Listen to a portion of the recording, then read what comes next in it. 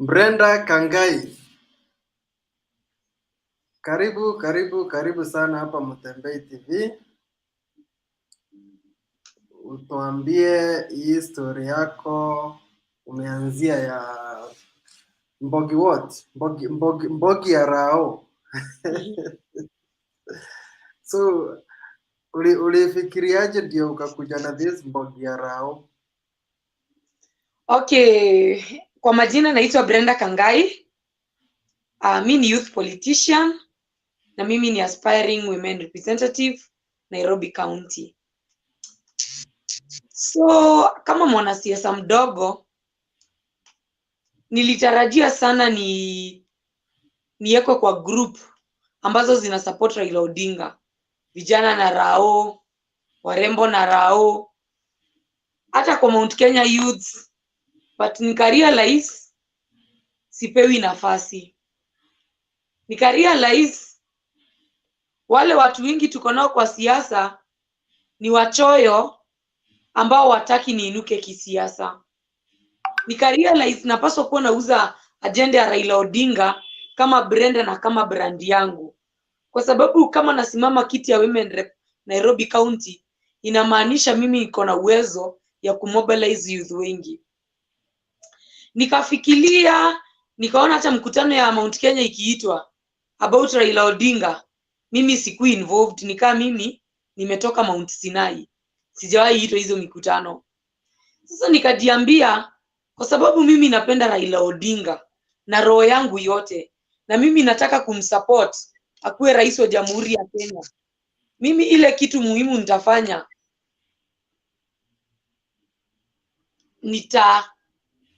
ile kitu ambayo nitafanya muhimu sana, nitaform group yangu, ni involve youth wa kaunti zote za Kenya, niwalete pamoja, niwaambie ya kwamba rada ni baba.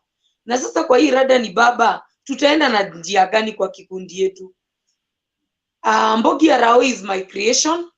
Nilifikiria majina mingi sana, nikaziandika about 25 names, but akili yangu ilisettle na Mbogi ya Rao kwa sababu jina Mbogi ni jina ambao inaleta iko na youth, so ni rahisi sana kuconvince youth a support Raila Odinga nikitumia jina Mbogi ya Rao. Kwa sababu hata leo siku ambayo tumeilaunch, wale watu ambao tulipea hizi t-shirts about watu 70, wakipita kwa njia watu wanawaambia hey, Mbogi ya Rao, Mbogi ya Rao, niachieni pia mimi t-shirt. So hiyo kitu imetuonyesha kwamba hiyo jina ni jina ambayo wananchi wamependa na youth wameiaccept. So kwangu nasema nitazidi kushughulikia Mbogi ya Rao, ni ensure itakuwa kikundi moja bora zaidi ya kuuza manifesto ya Raila Odinga. Na one of the main thing Mtembei is to tell the youth of this country that they need Raila Odinga as their president. He is the only person who has the ability to transform this country into a better state. He is the only leader we have at this time who can make right decisions on behalf of entire Kenyans. Na tukiangalia mtu kama Ruto haezi tusaidia. Ruto tu ni mtu tu ambaye ako na hekaya mingi za bunwasi ambazo zisaidii. So mimi nimeform group kusupport agenda ya Raila Odinga. Yeah. So nikiuliza tu, ukiform hiyo group does it involve kwambia baba ama unaform tu kama Jui, then you guys mnamsupport tu for the sake? Nataka kusema Mbogi ya Rao si project ya mtu yoyote, bali ni project yangu. Mbogi ya Rao hakuna mtu nimeushisha hakuna mtu nimeinvolve ambaye ni youth ambaye anajulikana ODM. Na one of the main reason ni our youth wananijua. They know my activities on the ground. They know I am ever on the ground to campaign and to sell agenda of Raila Amolo Odinga. Not at a time ya handshake. Even before handshake, I'm an old member of ODM. I joined ODM in 2016, but they are not involving me anywhere. So why should I involve them? Mtembei Kenya has a lot of youths who can sell agenda of Raila Odinga. rather than hao watu ambao unaona wanajulikana wako na tucheo huko. Raila Odinga anaweza uzwa na huyu mtu mwenye ako hapo chini. Nao watu ndio wana comprise na ndio wana form Mbogi ya Rao. Mbogi ya Rao iko na kila mtu. Mtu wa mkokoteni ambaye ni mtu ambaye si mtu wa Ruto. Ule mtu wako pale OTC, nini, watu wa trolley, hawkers, youths, wamama, wababa. Mbogi ya Rao ni squad mzima. Lakini wale watu ambao hii jina Mbogi inaongelelea sana ni youths. Na mimi Mutembei nataka kuweka maneno wazi. Hakuna mtu amenisponsor, hakuna mtu amenisaidia kufanya hizi projects ambazo unaonanga nikifanya. Nimekuinvolve kwa mambo mingi sana yangu ya ground. Nikitaka kufanya mahali unanipeanga platform kama youth. Tunaenda na wewe kwa ground and you record what I'm doing and you upload. But Mutembei, I've never been supported by any politician. I've never been supported even by my own family members. Mimi mwenyewe natafutanga njia zangu na kusanya pesa yangu kidogo na launch project yangu na ingia nayo kwa ground naongelesha wananchi, kwa sababu Mutembei kama youth wa Kenya najua ya kwamba ukiwa kwa siasa lazima ujiinue wewe mwenyewe. Usingoje kukaa pale kwa kiti ati unangoja mtu fulani akuje akwambie inuka, wacha nikushike mkono. I need to push myself. If a destiny helper or a sponsor atakuja, hata nipata kama nimesonga mbele sana. Siwezi ngoja mtu aniinue. So I have to push myself with what I have. That way unaona hata materials zangu sijanunua mingi, but kuna zenye nimenunua na nime already distribute uploads, nimepeana dust coat kwa watu wengine, nimepeana reflectors to some groups, kwa sababu Mutembei ile kidogo niko nayo napaswa kuwa najisukuma nayo. Yeah, hiyo ndio kitu naweza sema. Okay, na leo Ruto amekuwa na mkutano kubwa sana Jakaranda. Before tuendelee na hii Mbogi ya Rao, kwanza ningetaka kusikia comment zako. Mkutano yake imevurugwa sana na akateta sana, akasema Raila is master of violence. Aya, mimi Mutembei hakuna mtu amevuruga Ruto. Ruto ni yule mtu ana create stories to attract sympathy. Kwa sababu amerealize alikuwa anasema yeye ndio atakuwa president wa Kenya kwa sababu ya data 2018 ambayo alikuwa anashindana na Ruto versus Ruto.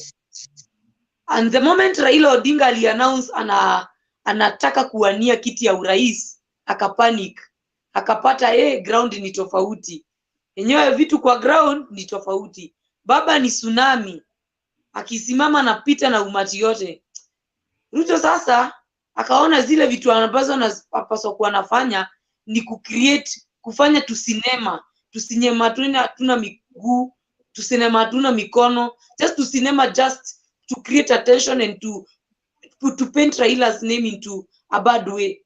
But nataka kuambia Ruto, hata ufanye nini, hata uende kwa mkutano usifanye sinema inakaa aje, utakubali rais wako atakuwa Raila Amolo Odinga, kwa sababu tarehe 9 you will not be the president but the resident of Republic of Kenya. Lakini mawe nani wamerusha? Si watu wa ODM. You know Mutembei, mtu akiwa amevaa shati ya black ama ya white huwezi sema ni wa ODM. Ana shati ya ODM. Ruto pays his own people to go and distract his own meetings to create sympathy. Na alikuwa amecalculate vizuri sana. Akajua Mbakasi ni kwa Babu Owino. Huyo ni mtoto wa baba, damu mfupa. Akajua sasa mimi nikienda huko nitafanya tu scenario twangu watu waone at least anachukiwa. But for those people who know Raila Odinga, they know Raila Odinga is a peaceful person. Raila Odinga is a person who advocates democracy. He cannot even compete with Ruto atikwenda kutupia mawe. Surely, do you imagine baba akicompete na Ruto? Ruto ni mtoto wa baba kisiasa. Raila Odinga controls 90% of Kenyans. Atashindana aje na Ruto? Atienda kumlipia watu 10 wamrudishie mawe. So me what I can tell you, Ruto, stop staging things.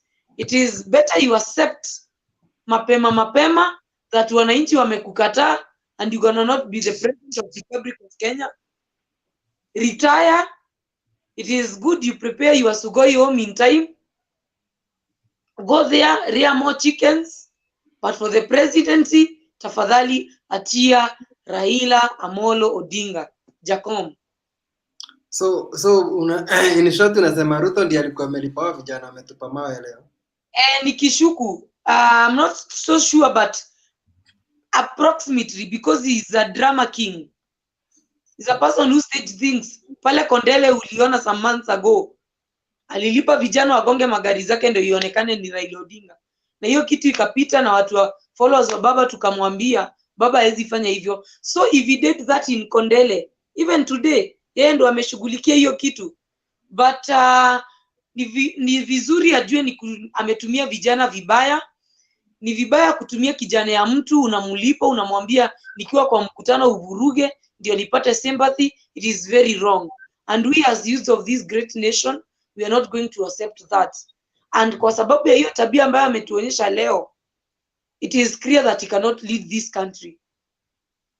Okay, so turudi sasa kwa Mbogi ya Rao. What happens next after may launch? Mbogi ya Rao, nataka kuambia Wakenya asubuhi na mapema kutoka saa 12 itakuwa inaingia ground. Na inaingia ground na agenda moja, kuuza Raila Amolo Odinga. Lakini kama nitaiuza Nairobi, lazima niuze pia sera zangu. Kwa sababu I'm the founder. I'm the person who has funded this project. So lazima nikienda pale ground, niuze manifesto yangu kama aspiring women representative Nairobi County, na nirudi niuze agenda muhimu zaidi, ambayo ndio mtu wa kwanza ambaye anapaswa kukonsidiwa kwa ballot paper, Raila Amolo Odinga. So mimi nataka kuambia Wakenya, after launching of Mbogi ya Rao, mambo za hoteli zimeishia mali imeronchiwa. Mbogi ya Rao ni project ya kuingia mashinani, kuingia ghetto zote. Mbogi ya Rao ni project ya kuenda kila kijiji huko mashinani na kuuza agenda ya Raila Amolo Odinga na kutoa fikra potovu ambayo wananchi walikuwa wameambiwa about baba. Kwa sababu Mutembei back in 2017 nikisupport Raila Odinga Tharaka Nithi, I passed under a very difficult situation. Ulikuwa unamtaja watu wanaboom, lakini saa hizi Mutembei hata unid kutaja Raila, watu wanakuambia wenyewe sisi ni squad ya baba. Na ndio maana mimi nitaenda pale kuemphasize kama founder na chairleader wa Mbogi ya Rao, niende pale niambie wananchi waingie kwa train ya Mbogi ya Rao, tusukume Raila Amolo Odinga, mpeleke Ikulu, akuje akakomboe uchumi ya nchi yetu ya Kenya. Okay. Naona Frederick Vigendi hapa anasema Mbogi ya Rao noma sana. Then mwana Waingo Meme TV anasema I agree with 100%. Yes, Baba Ndani, Fidelis. Just love this, keep on. Baba the Fifth. Isaac anasema uko sawa sawa. Kuna mwingine anasema mimi ako single, sijui kama anatafuta mtu. Baba the Fifth. Kuna anasema hapa I did not hear this Mbogi thing condemning today's violence. Yes, Mbogi ya Rao, it has just been formed sometimes some hours back. Mutembei, and thank you so much. Your TV station was there and other media stations. So hatuku condemn hiyo kitu, but nimeikondemn hapa. Nikasema Ruto aache kutumia youth vibaya. Akienda mahali akipata youth hawamtaki, aongee matope yake aende. Aache youth na amani, because at the end of the day youth wa Kenya we remain united. Na mimi nataka kuambia youth wenzangu, tafadhali tusivurugane na tusipigane juu ya kiongozi yoyote. We are all equal, we are all Kenyans. At the end of the day, this country belongs to us. So we should maintain peace. Na kiongozi akikwambia upigane anakupea pesa, wewe chukua pesa enda. Sisi anakulazimisha. Don't fight because of any politician. And you should even bring that politician kwa light, watu wajue ni fulani alikuwa amenituma nizue vurugu. It is not good at all. I will not support my own youth wagongane, wakipigwa hapo mabunduki, youth ndio wataendelea kuangamia. So hiyo kitu si support.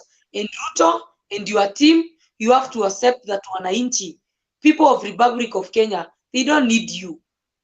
So you don't have to bring a lot of sarakasi. You have to accept and move on. Life got another chances.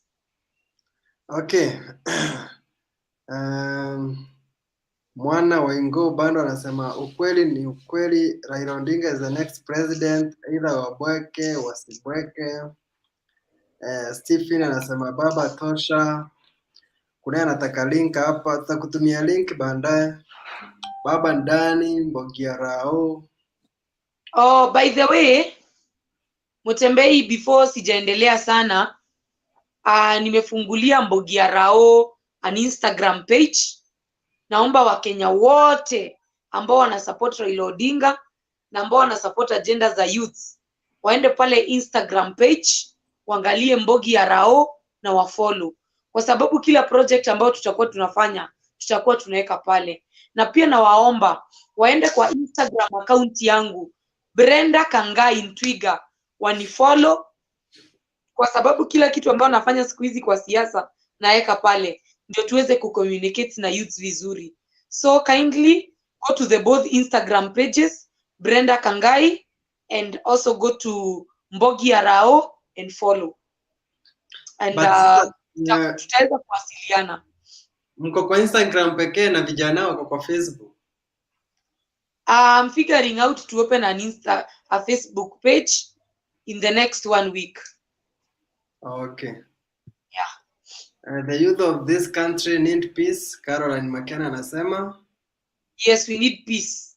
Then General Isaac Madenge anasema tell her to add me in a group. I am a die-hard supporter of Baba from Kwale County. Wow. Mwambie aende pale kwa Instagram page yangu Brendah Kangai anitumie DM. Okay, then kuna mwingine hapa anasema well put Madam Mbogi.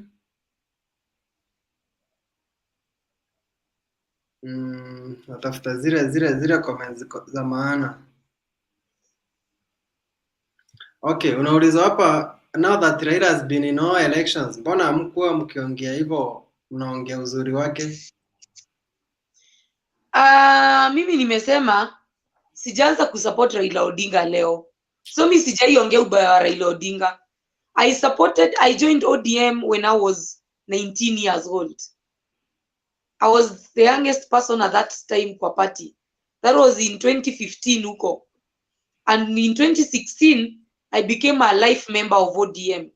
So mimi sijai pinga agenda ya Raila Odinga. I've always supported Raila Odinga since my childhood. So kwa wenye walikuwa namchukia that time, I don't know their main reason to hate him, but at the moment they are loving him. Na kama Mungu amewafungua macho wakaona mwangaza, mbona wasifuate hiyo mwangaza? Mbona mnataka wakae kwa giza? Wakenya wamefungua macho wakaona huyu baba tumekuwa tukiambua ni mbaya. Huyu baba ndiye suluhisho na dawa ya economy ya Kenya. Huyu baba ndiye atakuja kukomboa hii nchi. Huyu baba ndiye atamepigania demokrasia. Na wakafunguka macho na wakaona mwangaza. Mbona wasifuate huyo baba? So huyo mtu ambaye anauliza mbona tuko tuna support baba, mimi nilikuwa na support baba, na kwa wale watu ambao wamejoin ODM na wakajoin Azimio, mimi na wa welcome na waambia feel at home. ODM is a party of equality. Okay, huyu mwingine anasema haki mamu na waambia ukweli.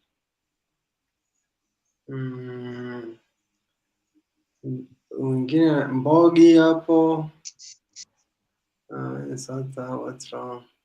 Mwingine kuna mtu mwingine amekutusi anauliza why insota, what has she done wrong? Ruto ni muongo, mwizi wa mashamba sugu kabisa.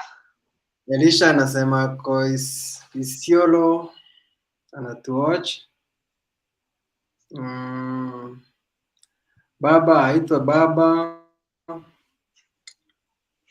Yes, baba aitwe baba. And as I've always said, Mutembei, Raila ni oxygen. Kila Mkenya anahitaji baba. Upende baba unamhitaji, umchukie baba unamhitaji. So hata wale watu ambao wanachukia baba wanajua at a time when they're in difficulties they only ask baba ako wapi atutetee. Mbona wajaiuliza Ruto ako wapi? Mbona sijaisikia mtu akisema Ruto ako wapi awatetee? They always know that Raila got all solutions of this country. They know Raila ndiye ameshikilia nchi.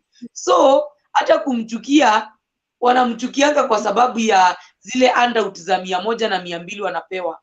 And Mutembei, today I told Ruto in my press conference when I was launching Mbogi Arao, nikamwambia ya kwamba he has only 204 days ya kutupea handout, 204 days to misuse public funds, 204 days ya kutumia mayouth na Wakenya vibaya, na 204 days ya kukua ya kutoka kwa serikali na kukua permanent resident of Republic of Kenya and especially Sugoi area. Okay. By this hata mafuta ikiongezwa sikia watu wakisema Ruto ongee. Ruto hajaiteta. Na sasa mimi najiuliza huyu Ruto anatuambia gava imemtenga, yeye ni opposition. Mafuta imepanda. Kama wewe ni opposition, mbona tujaona ukidemonstrate hadi parliament ukasema bei ya mafuta ishuke? Why were Kenyans crying to Raila Odinga, baba fanya mafuta ipunguke? Mbona? Kwa sababu walikuwa wanajua Raila Odinga ndiye suluhisho. Maconductors na madriver walikuwa nabeba gari tulikuwa tunabeba iko inabeba full capacity. Wakalilia Ruto akatweet. Ruto ni king of tweeting.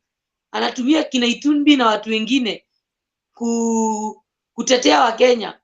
But the moment they went to Raila Odinga wakamwambia baba tunaumia, wacha hizi matatu zirudi full capacity, watu watavaa mask.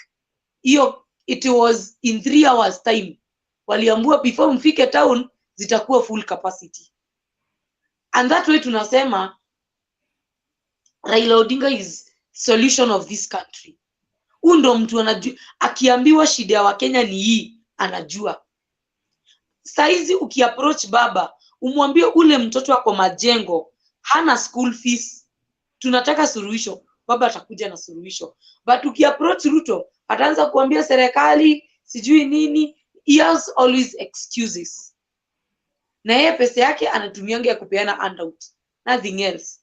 Na sisi sasa kwa sababu youth tumechanuka na tunataka kuomoka na baba na tunataka kukua part of Mbogi Arao, sisi tunamwambia mapema ajipange Sugoi.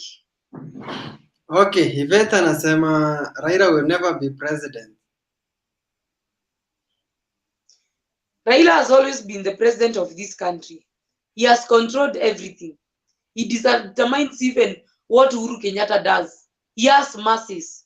If you have masses, you control everything. Which politician in Africa akona watu wengi kushinda baba? Hakuna. Raila is the only person who has suicidal supporters. Raila ndo akona mtu tu anaweza ita pale mkutano Kasarani, huyo mtu akue hapo 4 am in the morning na acha bibi yake kwa kitanda aende akasikize baba. That is the only man free and voluntary. But Ruto kuita crowd pale Roysambu, lazima time Sunday, siku ya soko, siku yenye house girl wote wako off na wako hapo Roysambu. And now you want to tell us he can be the president? My friend, it cannot happen. So kwa ule mtu anasema baba haizi kuwa president, lazima ajue Raila has always controlled this country. He has been the president, he will be the president, and forever he will be the president. Even after he retires, he will still control this country. Because we as youths and the people of this great nation, tunamsikizanga yeye. Hakuna mtu mwingine tunasikizanga. Yeye tu. Unataka nini Mutembei? Unasema Ruto anaenda Sunday wakati Oscar wako. Wote wako off. anataka mkutano ya Ruto. Ruto akitaka kufanya mkutano, wewe usione mkutano yake achuzi. Mimi nilikuwa kwa Roysambu, there were no people, it was zooming.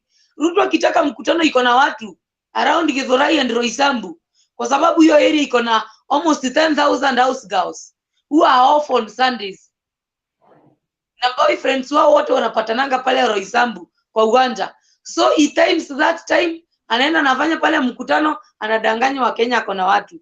Kama anajitambua afanye mkutano on a public day, Monday to Friday, siku yenye mambochi wako kwa nyumba hapo Roysambu, uone kama atafikishwa watu ngiri moja.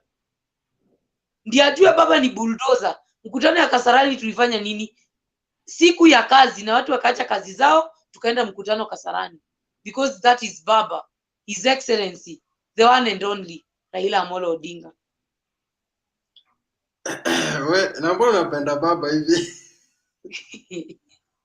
Mimi hakuna kitu inanibambanga kama ule mtu amepigania demokrasia.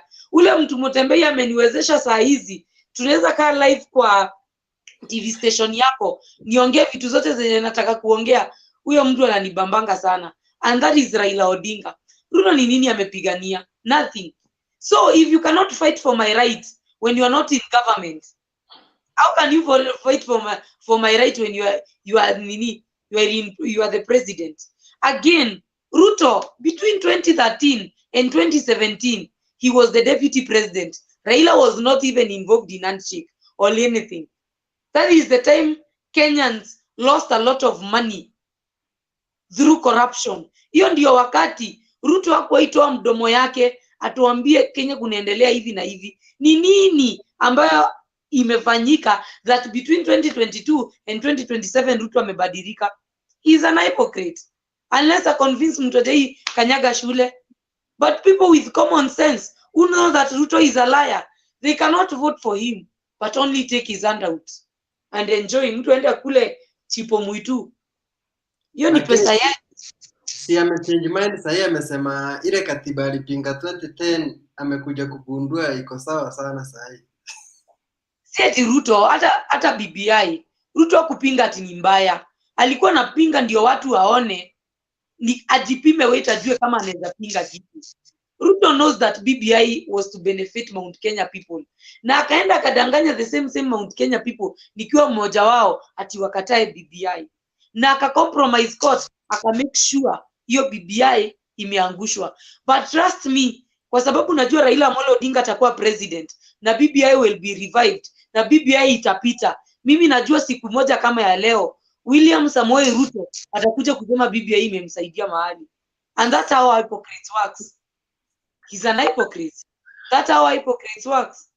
Kwa hivyo unasema 2027 akivai watu wakisema wanataka kuchange the constitution yenye itakuwa ya BBI, Ruto atasema hiyo ya BBI iko poa kuliko hii. Atakuwa mtu wa kwanza kusema BBI iko sawa. Trust me and mark my words. He's an hypocrite. He's a person just who is agendarate, who can speak anything just to create tension and to create to attract crowd. Hakuna kitu ingine. Kwenda kudanganya watu wa BBI, watu wa Mount Kenya ati BBI ni mbaya. Hilari BBI ilikuwa to benefit sisi. Alikosea sana. Lakini ajue tarehe 9 watu wa Mount Kenya wamejua aliwadanganya, hiyo tutalipa. We will pay by voting him out and voting Raila Odinga.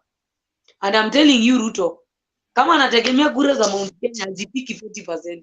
Sikudanganyi. He has wasted 9 years campaigning in Mount Kenya, but hata 40% ataionea view sasa. I'm not lying you. So Mount Kenya, Raila versus Ruto. Raila atashinda Ruto Mount Kenya? Wacha nikwambie Mutembei. Unaona mimi mtu kama mimi na hii Mbogi Arao, nikiingia pale Mount Kenya saa hizi watu wanasikiza. We'll convince these people. Na tutawaambia mabaya ya Ruto. Tutawaambia ni amepora pesa yetu. Yaani amefanya uchumi kaharibika. And I'm telling you, Mkikuyu akisikia wewe ndio unapora pesa yake, utasuka. Utajua ujui. Okay, ngoja pesa. Na unajua Wakikuyu sisi ndo tunalipa ushuru sana because we do a lot of businesses. Mimi ni Mmeru Mkikuyu. I actually come from Mount Kenya. And kwa sababu si ndo tuko na biashara mingi na sindi ndio tunalipa ushuru sana, na umetudanganya ya kwamba BBI si poa, ukarudi ukaiba pesa yetu yenye tumelipa ushuru, tupatane kwa debe. And I'm telling you, people of Mount Kenya hakuna kitu watafanya. Akienda anafanya mkutano, si anapeana handout, watu watatoka, pesa ikuliwe vizuri. Na naambia wale vijana endanga kwa mkutano ya Ruto, endeni mkule pesa na mkule na mwambie itatota. Pesa ni yenu, imeporo kutoka kwa ushuru yenu, kula pesa vizuri. Lakini tarehe 9 tunamenyana mundu kwa debe. Anashuhudia Raila Odinga akiwa na milioni 11 na yeye akiwa na milioni 2, zimecomprise Sugoi na wale watu ambao wapendi Kenya. Okay, Godfrey anasema Raila must be president. Of course, Papa must be the president. Douglas anasema Kisii pia Mbogi ni ya Rao. Kabisa, Mbogi ni ya Rao. Mkuu anasema pamoja na Mbogi ya Rao, baba tosha. Baba tosha, baba tibim. Kabisa, who can agree with me that the truth mkisema Ruto ni muuaji, mwizi, muongo, mnafiki. Okay. Huyu anasema siasa itaki makasiriko, wewe kuja pole pole.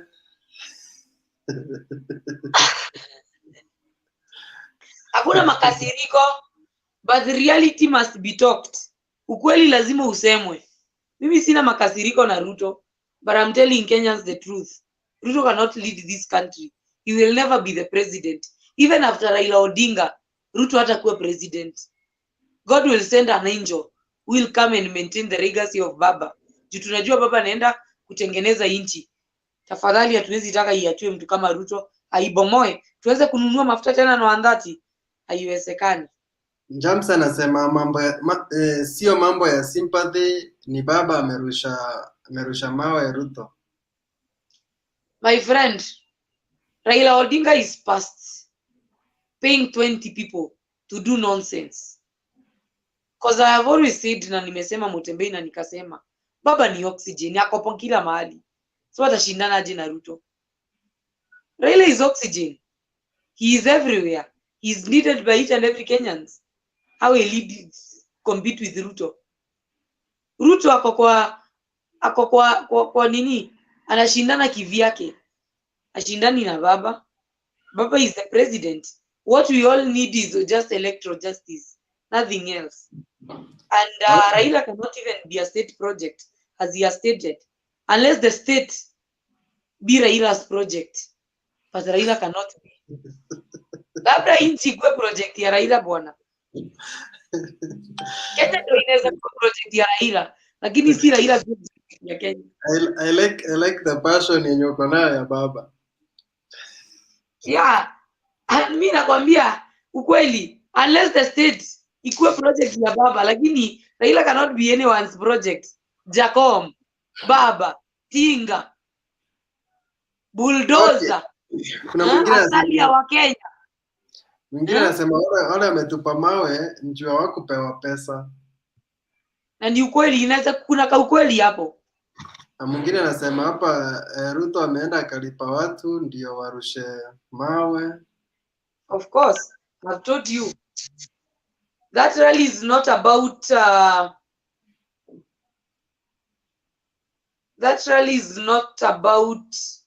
the violence is not about Raila Odinga.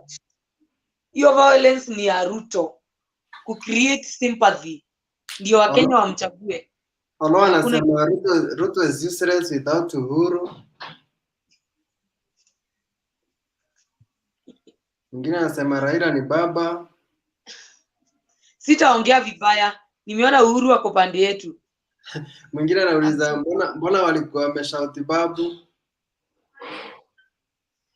You know, mtu anaweza ambiwa shout hii kitu, sema hii kitu. Most of these things in politics, they are staged. So mtu akipewa 300 ambiwe we shout Babu Owino, ukimaliza kushout kujie 200 na kona shida, si atafanya hivyo? Mtembee. So I believe Babu Owino is a peaceful man. Kwanza Babu hawezi fanya kitu kama hiyo, na Babu ni mtoto wa Raila Odinga, ni mtiifu. So mimi nataka kusema tu blame ni ya Ruto. Yeye ndo alipanga watu wake, akawaambia wa create sympathy, lakini wale wake hakuna sympathy amepata. Kwanza ndiye anajiharibia zaidi. Jose anasema Asura people hawana kura. David Olo anasema I love this madam so much. Thank you. Mwingine anakuuliza hapa, Raila has been president. How? Yes? Kuna anakuuliza Raila amekuwa president aje? Umesema Raila has always been president.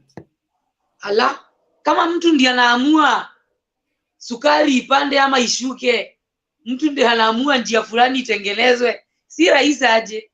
Unajua kuna rais ambaye ameketi mahali kuvaa koti, na kuna rais ana control. Kuna ule mtu ambaye lazima anything government ikifanya imu-involve, ni Raila Odinga. Cause akona masses. Yeye ndo akona watu wengi. Yeye ndo akona wafuasi wengi Afrika mzima. Actually Raila is the strongest politician in the entire Africa. Na huyu mtu mwenye wanashindana naye chama yake anaita za wenyewe village party yake ndio village party. Ruto is a funny man. Mwana anasema Ruto arundishe mahindi Brazil. Jendro Madenge anasema Raila Amolo Odinga tosha.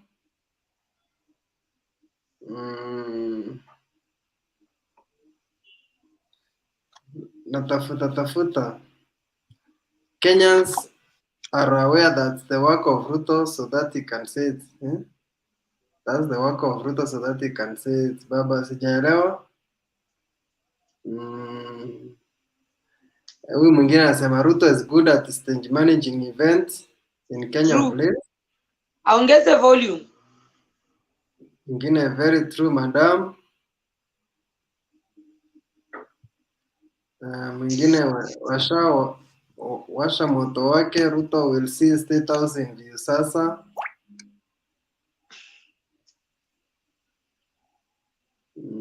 Najua natafuta zile comment nafaa kusoma. Sisomi zote, kuna zingine naachana nazo tu. Jua nini? Juu mimi ndio uchagua. Naambianga watu mimi ndio uchagua, so Alafu as unaendelea kusoma bado naomba Wakenya waende pale Instagram page. Tumefungua page mpya inaitwa Mbogi ya Rao, waende waifollow. Na warudi waende kwa Instagram yangu Brendah Kangai Ntwiga, wanifollow tafadhali, kwa sababu pale ndo tutaweza kuwasiliana. Hapo ndipo nita update every political event ambayo nafanya. So ni vizuri sana wakinifollow Instagram @Brendah Kangai Ntwiga, na nitashukuru sana kwa sababu nikikampaign kwa ground, nikiomba kuria women rep Nairobi County, wanajua ile pande nimekuwa. So it is good wafanye hivyo sahi. Okay, Nambo, I like the way you are nailing the truth about Ruto's plans. Kuna story hapa ile Ruto hates most tribes because them Mandoadoa. You remember the Mandoadoa remarks zenye zilipeleka Rinturi kotini? Yes. What do you say about that? I think most of these politicians wakubwa wakienda kwa mkutano, kila mtu anakuanga na speech yake ya kuongea. I think that thing was well calculated, na ikaambiwa isiongewe na mtu ama MP yoyote ambaye ametoka hiyo pande ya Rift Valley. Hiyo kitu iongewe na MP ambaye ametoka pande nyingine. Umenielewa? So I think bado it was Ruto's plan to fix Senator Mithika Linturi, na akamweka kwa shimo kubwa sana, kwa sababu saizi vita ikatokea Kenya, Mithika will be liable. Mithika will go and explain those words in ICC. So Mithika na hao viongozi wote sasa zenye unaambiwa na kiongozi uende kwa mkutano useme hivi na hivi, be careful. Know that we as Kenyans hatutachukulia huyo kiongozi bali wewe ambao umeongea. But I want to tell people of that Rift Valley, hakuna mtu madoadoa, hakuna mtu akona mark. We are all human beings, we are all equal. Do not hit your brother, do not hit your sister, do not hit anybody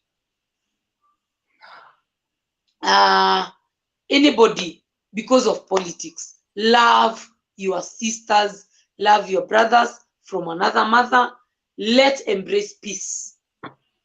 At this time we need peace. Story ya madoadoa usisikize, kwa sababu Ruto haezi ambia mtoto wake ni madoadoa, lakini mtoto wa maskini ataletea madoadoa ndiye apigane. Hakuna kitu kama hiyo. So I want to tell youths, especially our Rift Valley ambao waliambiwa kuna madoadoa, tafadhali, binadamu ni binadamu, usigonge mwenzako kwa sababu ya siasa. Na hakuna mtu ambaye ni madoadoa. Okay, naona Elijah ameandika statement refu hapa, anasema niko hapo nao my sister, hatuwezi amini bottom up kawaida. Anakuja mpaka kwa the last 9 years kulikuwa na laptops ziko wapi, 2 stadiums, 3 are all and Kimorel, unga ilikuwa 60, sijui free maternity, 6 million jobs per year na mengine. Hiyo yote imekuwa reduced to a wheelbarrow. First, let me laugh and tell that person, thank you for writing a very good message. It is very shameful for a leader mwenye amekuwa deputy president wa nchi, after 9 years akirudi apewa wananchi wheelbarrow. It is not even something that we should be discussing, but hao ndio viongozi ambao tunapaswa tuambie wachane na siasa kabisa, kwa sababu sioni mbona mtu ambaye anapaswa kuwa ameinua maisha ya watu, ambaye anapaswa kuwa empower youth wakapata jobs poa poa, atakuja tupe youth nini wheelbarrow? Hiyo ni matusi bwana. Na kwanza mtembee ukiona mtu anakupea kitu kama wheelbarrow ama mikokoteni na umesoma, hiyo ni pepo. Kitu ya kwanza unapaswa kufanya ni kukemea. Kuikemea sana sana sana. Lakini leo tumeona Isaac Maora akipiana wheelbarrow. Ndio nakwambia, ukaiona mtu akikupea wheelbarrow, kitu ambacho unapaswa ufanye ni kuikemea. Juu ni pepo. That's a demon. How are you going to entertain a demon? Ifanye wewe mwenyewe uingie kwa hiyo ushetani. Mtu uko na degree lakini mtu anakushikisha wheelbarrow. Na yeye hajasoma lakini ako na job poa. Wewe uone hiyo ni pepo, wewe mtembei. Wewe uone ni pepo. Kabisa. Unataka nini? Hiyo ni pepo bwana. Unaambiwa mandamu uko sawa na Rao na wewe kama woman representative. Kabisa. Mimi ndio Mama Kanai 2022 kusanitize uchafu ya Nairobi, kuensure that my youths wamepata job, kutetea haki za wamama. Kwanza saizi kuna kesi mingi sana za rape zinafanyika huko kwa slums, watu waongei. Kwa sababu kama mtu amerepiwa na mtu ako na pesa, aenda aone kama Mama County na ni Mama County ako na pesa, hataki kujua vile kunaendelea. Lakini mimi kama dema amelelewa geta na ajua hiyo shida, hizo issue zote za watu wa Nairobi nitazihandle, na sitazihandle kwa upendeleo. I will serve every Nairobian in equal manner. Ukue wewe ni Mborana, ukue ni mtu wa Somali, ukue wewe ni Mkisii, Meru, Mjaluo, all Nairobians, when I will become the women representative, I will serve them in the equal manner. Okay, Abdikadir anasema you have our support 200%. Kabisa Abdikadir. Huyu anasema nandai kuwa mwanajeshi wa Rao, mimi nitafanya bure. Aingie kwa Mbogi ya Rao ndo hii t-shirt manze, they are very nice. Very nice t-shirts. Umesema wakutafuta kwa Instagram pekee ama utakuwa Facebook? Nitatengeneza Facebook but si saa hizi due to unavoidable circumstance up to weekend, but in meantime na waomba sana waende pale Instagram wa follow Mbogi ya Rao. Tunataka ikuwe na 100,000 followers. Tupigie Raila Amolo Odinga kampeni. Na warudi pia waende kwa Instagram account yangu Brendah Kangai Ntwiga wanifollow hapo. Naona brilliant initiative. Thank you. Tuko stage tunasubiri hiyo Mbogi Kabisa. Tell them Baba ndio the 5th. Baba the new Mandela and definitely the 5th president. Baba round hii mpaka State House. Each time Mtembei, yes. Kuna kitu sijaongelelea nimesahau na hujaniuliza. Kuna watu ambao wameanza kupiga hii group ambayo nimeform, ambao nimelaunch leo. Wakasema kusema ni group ya conmanship.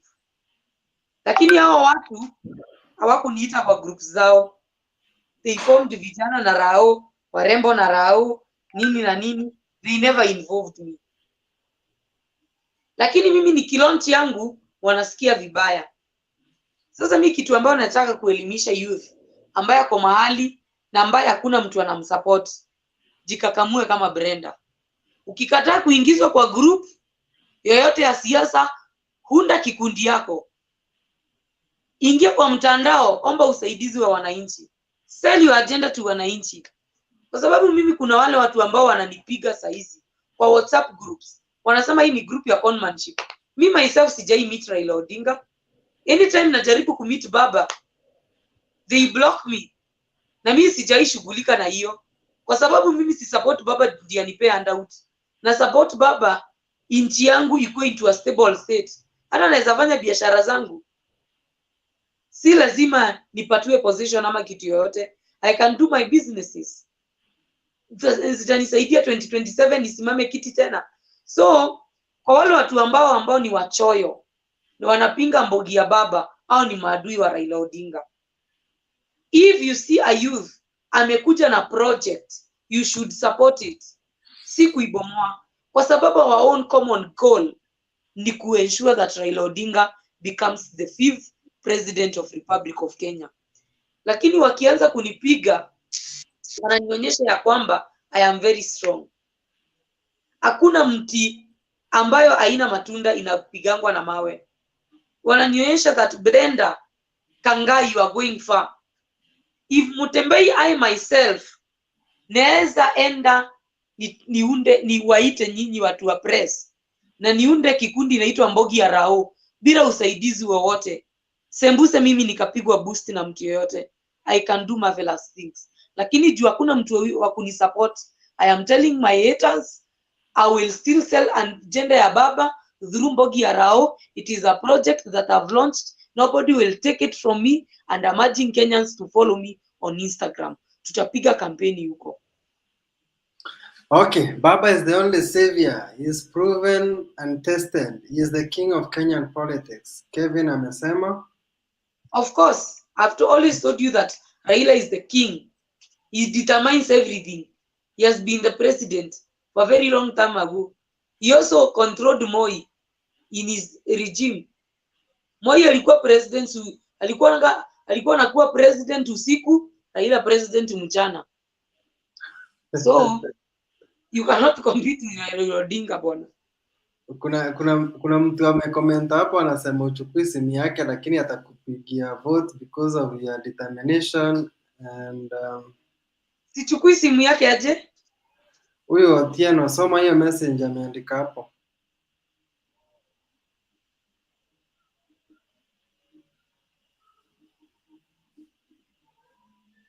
Imagine ajanipigia mimi, hakuna call nishawahi ignore.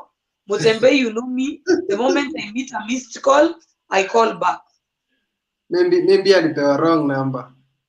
Maybe hata ni mtu alikupea wrong number. But mimi siwezi kataa kuchukua namba za watu juu hata sijui nani atakuwa bwana yangu. Yeah. Lazima nichukue namba zao. Labda tutatoka kwa siasa niweke pete. Otieno umesikia pia unaweza kuwa bwanake, so ingia kwa Mbogi ya Rao kwa Instagram like hapo, then inbox for the number. Elvis anasema baba ndio kusema. Mwingine hapa Bartholomeo ametuletea the color ya baba kabisa, machungwa kabisa. Even diaspora will support baba. Mm-hmm. Ukikuyuni utapata 60%. Yes. Unajua kuna time nilipost nikaambia watu Raila atakuwa na 70%, Ruto akiwa na 30%, wakaona kama jokes. But as time goes, watu wanaona reality. There is a time I say Raila will beat Ruto in Mount Kenya. Watu wakasema iwezekani, baba hawezi kanyanga Mount Kenya. Sahii baba hata launch yake imefanya Mount Kenya. Na watu ambao na launch Mbogi ni watu wa Mount Kenya. Ruto, you have a long life. Uko na maisha marefu sana Ruto.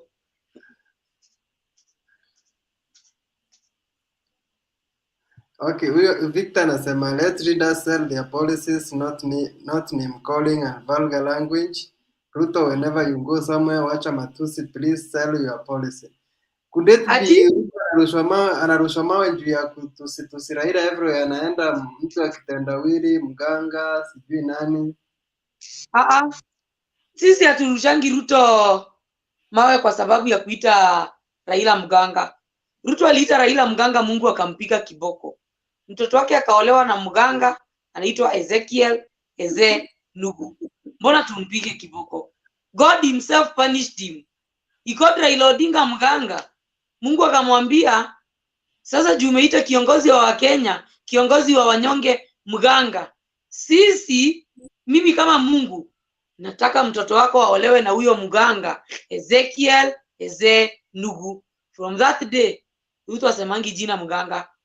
Saizi anasema mtu wa kitendawili. Haizi sema mjina mganga, juu mganga kwa kwake kwa nyumba. His son in law, somebody who is older than him. A deputy president allowing your son to get married by your age mate who is a mganga, it is an abomination. A serious abomination. Unaambia Mbogi hit the ground running like no one's business. Unda bill, watu watakusupport kwa hiyo cause. Ati? Unda pay bill number. Ati ni unda? Pay bill ya ile ya Safaricom ya kuchangiwa. Watu watakuchangia. Haitaki kuna pay bill number. Anaweza pia wa Kenya. Pay bill number yangu unatuma pesa kwa 247 alafu una enter till number ni 241134, yani account number. Pay bill number yangu ya fundraiser, I am doing my fundraiser online. Pay bill number yangu ni 247 unaniekea pesa yote ambayo unataka, 10 bob, 20 bob, pesa yoyote tu yenye unajisikia, dhao 5 so anything that you feel, alafu unarudi unaeka hiyo account number yangu ni 241134. Pay bill number 247 account number 241134. Itakuletea jina Brendah Kangai. Actually I will appreciate mkini support, ni poa sana juu mimi sina godfather. Mimi ni demu wa ghetto ambaye anajituma, ambaye anataka political career yake igrow. Mnipe kiti ya women representative, nifanye kazi, mnipromote, mnipe hiyo kiti tena, niwe gavana wa kwanza wa Nairobi mwanamke kuchaguliwa, juu Kananu ni kiti alipewa. Kananu wa kuchaguliwa. Nikuwe mtu wa kwanza kuchaguliwa hapa Nairobi kama mwanamke, nirudi ni serve vizuri. The next 20-30 years to come, I will be a presidential candidate in this country. Na nataka kukwambia Mutembei, 30 years from today, utakuwa unasema farasi ni wawili. Brendah Kangai na mtu mwenye sijui atakuwa nani. Because I'm going to raise my political career and ensure that I will show any youth of this country you can be who you want, as long as that utajisukuma na ungoji kusukumwa na watu. Because I believe that one day, one time, even if it will take me 30 years, I'll be a presidential candidate. Okay, so naona time inakimbia, ningetaka sasa kwa kama Mbogi ya Rao sasa ueleze wa Kenya why they should vote for Raila tukimalizia. Raila Odinga, why you should vote for Raila Odinga? Because he's the only solution, and because we have only 3 options of president.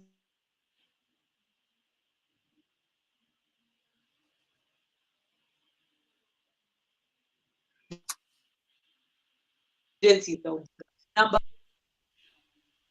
umesikia? Hebu anza, Hello? umekatika kidogo. Ulikuwa umekatika kidogo, so start again. Unanisikia? Tunakusikia sasa. Sikusikii. Aya, ulikuwa umepotea but umerudi. So ndo Umetupata? nasema number 1 ni Raila Odinga. Tuko na choices 3 za president. Number 1 ni Raila Odinga, number 2 ni Raila Odinga, number 3 ni Raila Odinga. So whichever way, it's Raila Odinga. So Baba must be the president, and Kenyans need to know that uchumi ya nchi yetu iko mahali critical sana. Kama Ruto ni mwizi, ndiye amefanya nchi ikakuwa ina critical situation, na akakuwa president na tuko ina critical situation, si nchi itakaa kama Zimbabwe? Utakuwa unabeba pesa na ngunia. Honestly, Kenyans, we need to think beyond tribes, beyond age, beyond everything, and see that person who will ensure that this country is in a safe state. Who the person who will reclaim the legacy of this country. Ule mtu ambaye atasaidia wa Kenya kurealize vision 2030 ni Raila Amolo Odinga. And I believe kwa hiyo miaka 8 imefika, ndio 2030 ifike, Raila Odinga atakuwa ameachieve vitu mingi. I believe in Baba. I believe in his leadership. Ameset example, ametuonyesha ya kwamba kila mahali. By the way, Mutembei, every place that Raila Odinga has been involved, there must be a change. Between 2007 and 2013, there was a very serious economic change. Ndio uliona Thika Road super highway, standard gauge ikaproposiwa, njia zikatengenezwa na vitu mingi zika happen. Between 2013 and 2017, when William Samoei Ruto was fully in power, everything that Raila and Kibaki built ikapotea yote, courtesy of William Samoei Ruto. How can he be the president of Kenya? Between 2017 and 2022, the time Uhuru Kenyatta ame handshake na Raila Odinga, inchi imesimama tena. Sasa tutasema hadi Baba si rais. Mutembei.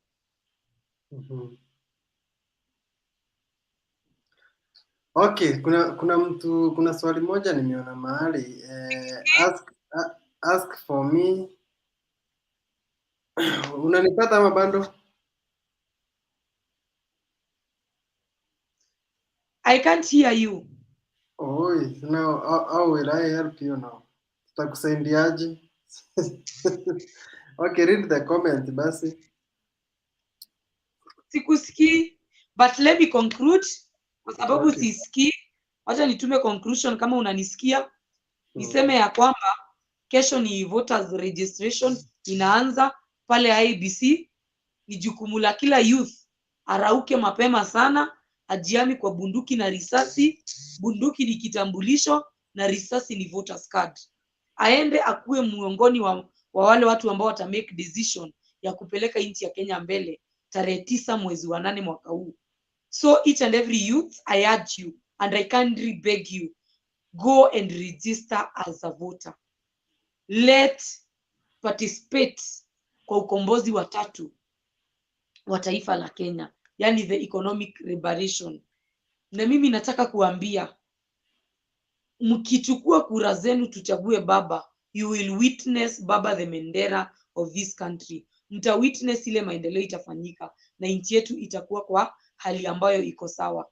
Na nikimalizia Mutembei, nikumbushe youth ya kwamba bado wanapaswa kunifollow pale Instagram @Brendah Kangai in Twitter, na wanapaswa kufollow Mbogi ya Rao. Nataka ikuwe na followers wengi sana ndio tuweze kusukuma agenda ya Raila Odinga. Na wewe Mutembei, nataka na kushukuru kwa kunipea platform na kuniconsider kama youth na kujua ya kwamba Brendah ni youth ambaye anajituma kwa ground na anapaswa kuwa naongea na wananchi. Asante sana, na kama kuna mtu ambaye anataka kunipiga support bado anaweza tumia hiyo paybill yangu yenye watu wame request. Actually I did that paybill due to public demand, watu wakaniambia, ilitoka a few days ago, so the paybill number is still 247 na account number ni 241134. Mtu anaweza donate anything, any amount is accepted. Na kama mtu anaweza sikia anaweza taka kunisupport na materials more, aende pale kwa Instagram yangu Brendah Kangai Ntwega, anitumie DM, aniambie kama ni reflectors, mimi nitazichukua mali atakuwa. And for men who are jokers, naomba mniruhusu tumalize siasa 2022 kwa sababu naona request ni mingi. Nikishakuwa women rep na tukimalizana na shughuli ya baba, nitachagua mmoja wenu akuwe bwana yangu. Asante sana Mutembei. I can't hear you. Just toka then you kuja back.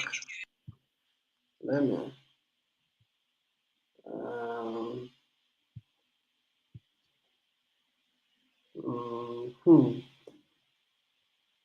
Naona Mudavadi, Ruto combined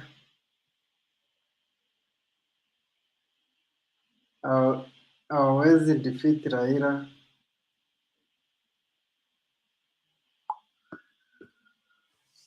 Where are the 1 million jobs that Ruto promised? Send me a link. I want to collect au unataka kumuokota ama correct? Can you please explain to Baba Tanga why Baba and Uhuru shook hands because they forget? Okay. Kuna watu naona hapa wasandia Uhuru, wasandia Ruto I mean. Wananiuliza mbona nasoma comment nikichagua. Na kuanga hivyo mimi huchagua, sijawahi waficha. Nachaguanga zile comment ziko za maana, comment zina make sense, comment zina support Mutembei ana support baba, so it's not a secret. So Brenda unatupata saa hii? Sauti imerudi. Good. So unaambiwa hapa na Billy. Can you explain to Tanga followers why Baba and Uhuru shook hands? It seems that wamesahau. One of the main reason why Raila Odinga alishake hands na Uhuru Muigai Kenyatta is for the peace of this country and for the better part of this country. Unaweza angalia after 2017, after they stole our votes, na si tukawaibia president, but that's a story of another day. Actually, the Tanga people should not be complaining because they stole our votes and we stole their president. So it's a tit for tat game. So nikiendelea kusema why Raila shook hands with Mutembei. No, it is a fact. Tanga people stole our votes na sisi tukawaibia president. Ukiiba bure yangu naiba president. Sawa, pasi kuwa hata wanalalamika sana. Tulienda draw. Unaniibia na kuibia pia.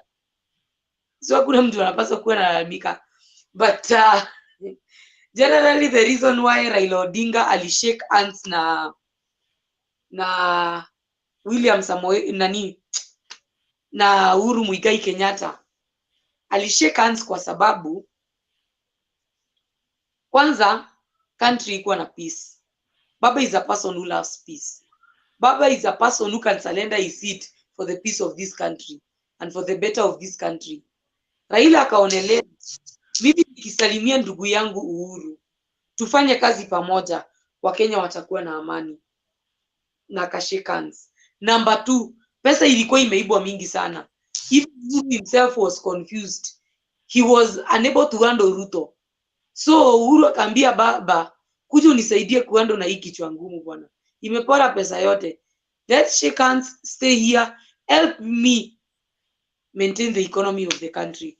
Na Mutembei nataka kukuambia ile rate pesa ilipo 2013 to 2017, if Raila Odinga haku shake hand na Uhuru Muigai Kenyatta, saizi hatungekuwa na pesa yoyote Mutembei. We would be having nothing, totally nothing. That's what I want to tell you. And I also want to tell Kenyans, Uhuru ndiye shake hands na Raila, alijua baba ndiye alikuwa ameshinda, so akaona huyu mtu ndio ako na watu wengi, hata nikiongoza bila usaidizi wake watu wake watapiga kelele. Ni heri tu tufanye kazi na yeye kwa sababu ni mtu mzuri, mtu ambaye anaona mbele, mtu ambaye ako na maendeleo. And they shook hands, and today every Kenyan is happy because the country is very peaceful. Even during the COVID times watu wali survive kidogo kidogo, and we are here. So thank you so much on behalf of the entire Kenyans, Uhuru Muigai Kenyatta, for handshaking with His Excellency, the next and the 5th President of Republic of Kenya. Yes, watu wanasema ni kweli unapenda Raila sana. Nani mimi? Mimi Mutembei nilikwambia hata ukiniamsha saa 9 za usiku, I will defend baba. Mutembei, sometimes back we used to debate politics in high school. Mimi nilikuwa napigwa na principal wetu viboko kwa sababu anapata tukipiga siasa za Raila, lakini wale watu wanapiga siasa ya Uhuru wapigwi. But nimenyoroshwa tu viboko kwa Raila high school. Juu sasa nakuja naulizwa, wewe huyo Raila unapigia unamjua? Lakini watu wenye wamepigia Uhuru na wamjui hawaulizwi.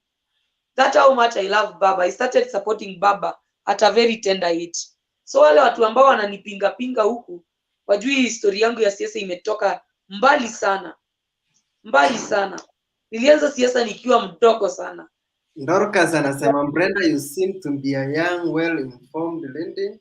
Nimekuinamishia madam. You know what you are talking about.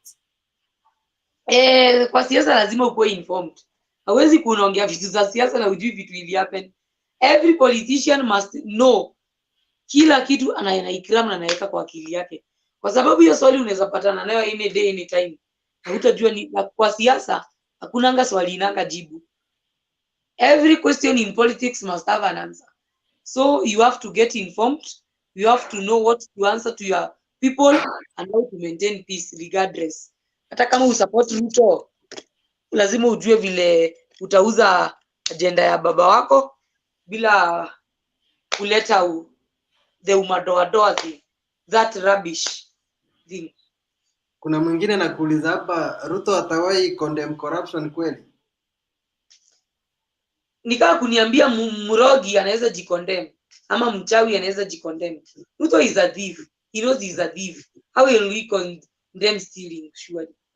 Mimi najua hata mkapatana mwizi akichomwa pale Grogon, Ruto anaweza sema achiliwa sichomwa sababu ni mwizi mwenzake. Wakuri na ujuana kwa virembo kwa. Sasa surely atakondemu aje mwizi na yeye ni mwizi. Sometimes back I had Cyrus Jirongo aki-explain story ya Ruto ya wizi. Nasema in 1992 Ruto alikuwa kwa YK 92 na Ruto alikapewa tenda na Moi, akamwambia kijana, nataka uniprintie t-shirt 10,000 za 10,000 za YK 92. Ruto akapewa tenda. Ruto akaprint t-shirt ngiri moja. Kuprint t-shirt ngiri moja, akaambia watu wa store, kila siku mnatoa hizo t-shirt kwa store, mnaweka kwa pickup, natoka nje ya gate na zirudisha, zinatikiwa. So for 10 days Cyrus Jirongo used to tick, delivered 1,000, delivered 1,000, delivered 1,000, delivered until zikafika mara 10, akaenda kumlipa 1.2 million yenye angemlipa 120 shillings, because at that time Jirongo alikuwa anasema a t-shirt would cost 120 shillings. So wizi ya Ruto siasa hiyo iko kwa jini na iwezi toka, and voting for such kind of a person ndio nasema kuambia wa Kenya hiyo ni kuingiza inchi kwa shimo. kuingiza inchi kwa mashida, kuzika inchi kwa kaburi ya sahau.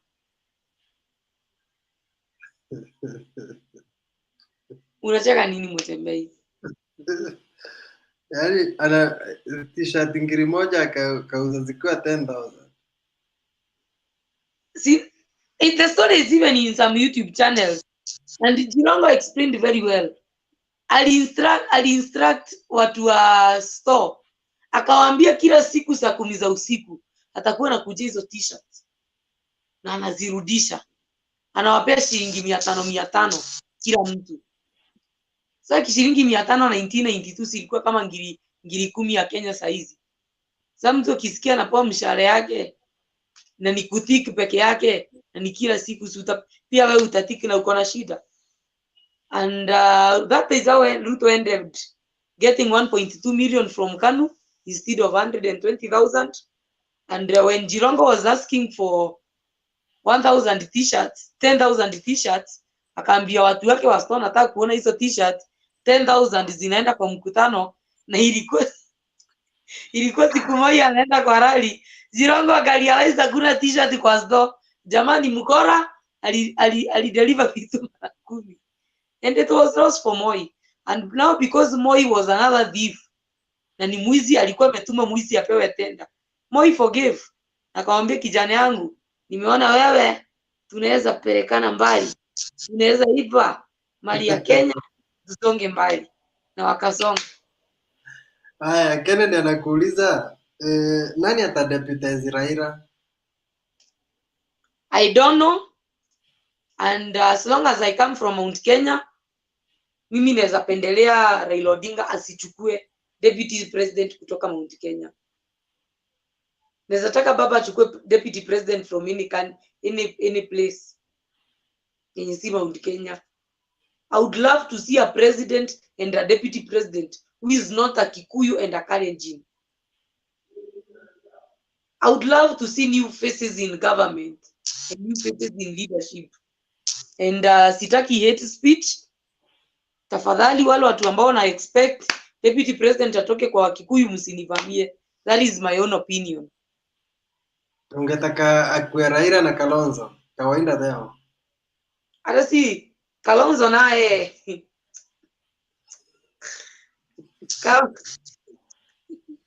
Kalonzo is one of the funniest politicians. Kalonzo ni wale watu, nitasema aje, wacha nitumie hii example. Kalonzo ni yule makanga akona kiti ya kukalia kwa gari, lakini anaona pea abiria kiti akalia mlipe 50 bob, lakini akiona polisi ataambia abiria shuka, wewe shika 50 bob yako akalie. Kalonzo is not a decided man. Ameshurerera mahali, ananga msimamo, ananga stand kama baba, mimi naenda kwa debe liwe liwalo. Kalonzo hata ana msimamo kama mimi. Juu kama mimi saizi nimeamua I have to be on the ballot date 9th of August 2022 and represent people of Nairobi. And I've made that decision. Na kuna mtu anaweza kuja niambie nisimake. 1 week ago I decided to form Mbogi. There are people who thought that I cannot form. With or without them I formed.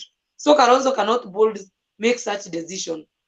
And I pity the people of Ukambani. It is better if they give kingship to people who are sober. Kwa sababu hao watu wa kukaa wakipima wataishi kuangusha tribe. Ni kama Weta na Musalia. People who are politically disabled, including Kalonzo. Yani viwete wa kisiasa. Ukitaka waite viwete wa kisiasa.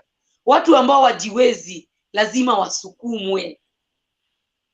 This group of Oka, it comprises of totally disabled leaders. Viwete wa kisiasa. Watu lazima wasukumwe. Kusukumwa lazima, wajiwezi.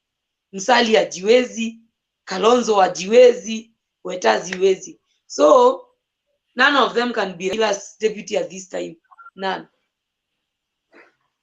Baba is past kusukuma watu.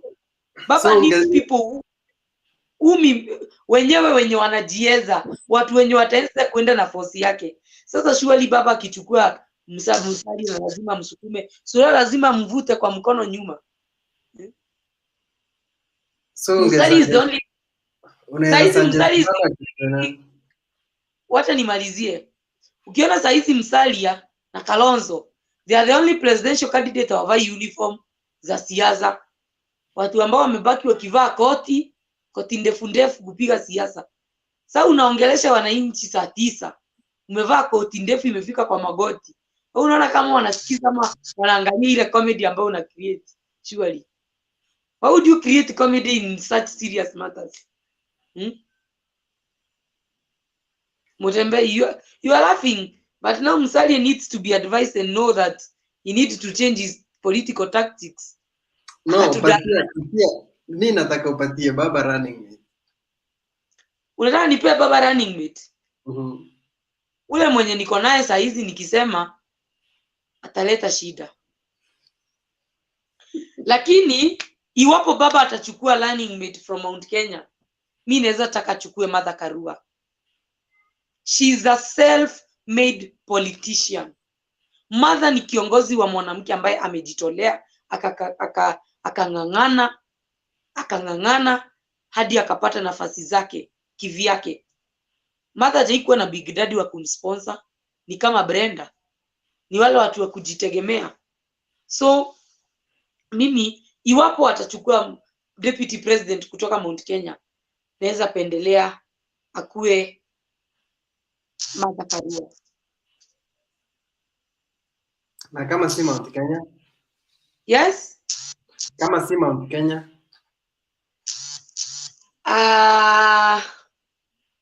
There are so many people.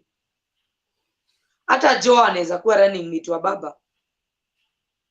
Joe can be baba's running mate. Joe is a good leader. He has served as the governor of Mombasa County 2 times. Wycliffe Ambetsa Oparanya can be the running mate. There are so many people who can deputize baba, who are people who are able. Even Katibu Francis Aturi anaweza toka Kotu akuja deputize baba. Uliona mkutano ya papa yenye alifanya Buhungu? Mkutano ambayo Ruto inaweza mgharimu bilioni 5 kufanya na watu wasiende hivyo. So we need such kind of people behind Raila Odinga. Baba anaweza chukua Joe, anaweza chukua Aturi, anaweza chukua Wycliffe Ambetsa Oparanya.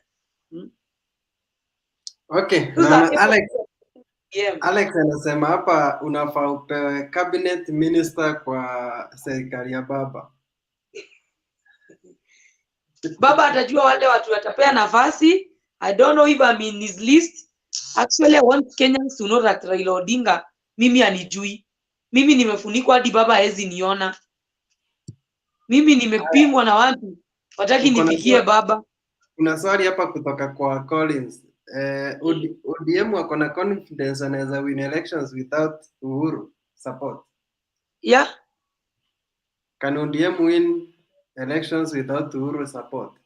We have been winning without Uhuru and the entire Kikuyus. So it's an obvious question. Actually, Mount Kenya, hata kama tunaing'ang'ana sana, ile kura tunaomba sana ni ya Uhuru Muigai Kenyatta. Because Baba has always won. Only that votes disappear at night. But now, we only need Uhuru there to ensure there is transparency, to ensure there is electoral justice. Only that. We don't need anything. Tutaki a compromise. Kwa sababu hata tukapanga line, tuende tuchaguane moja moja, Raila automatically wins.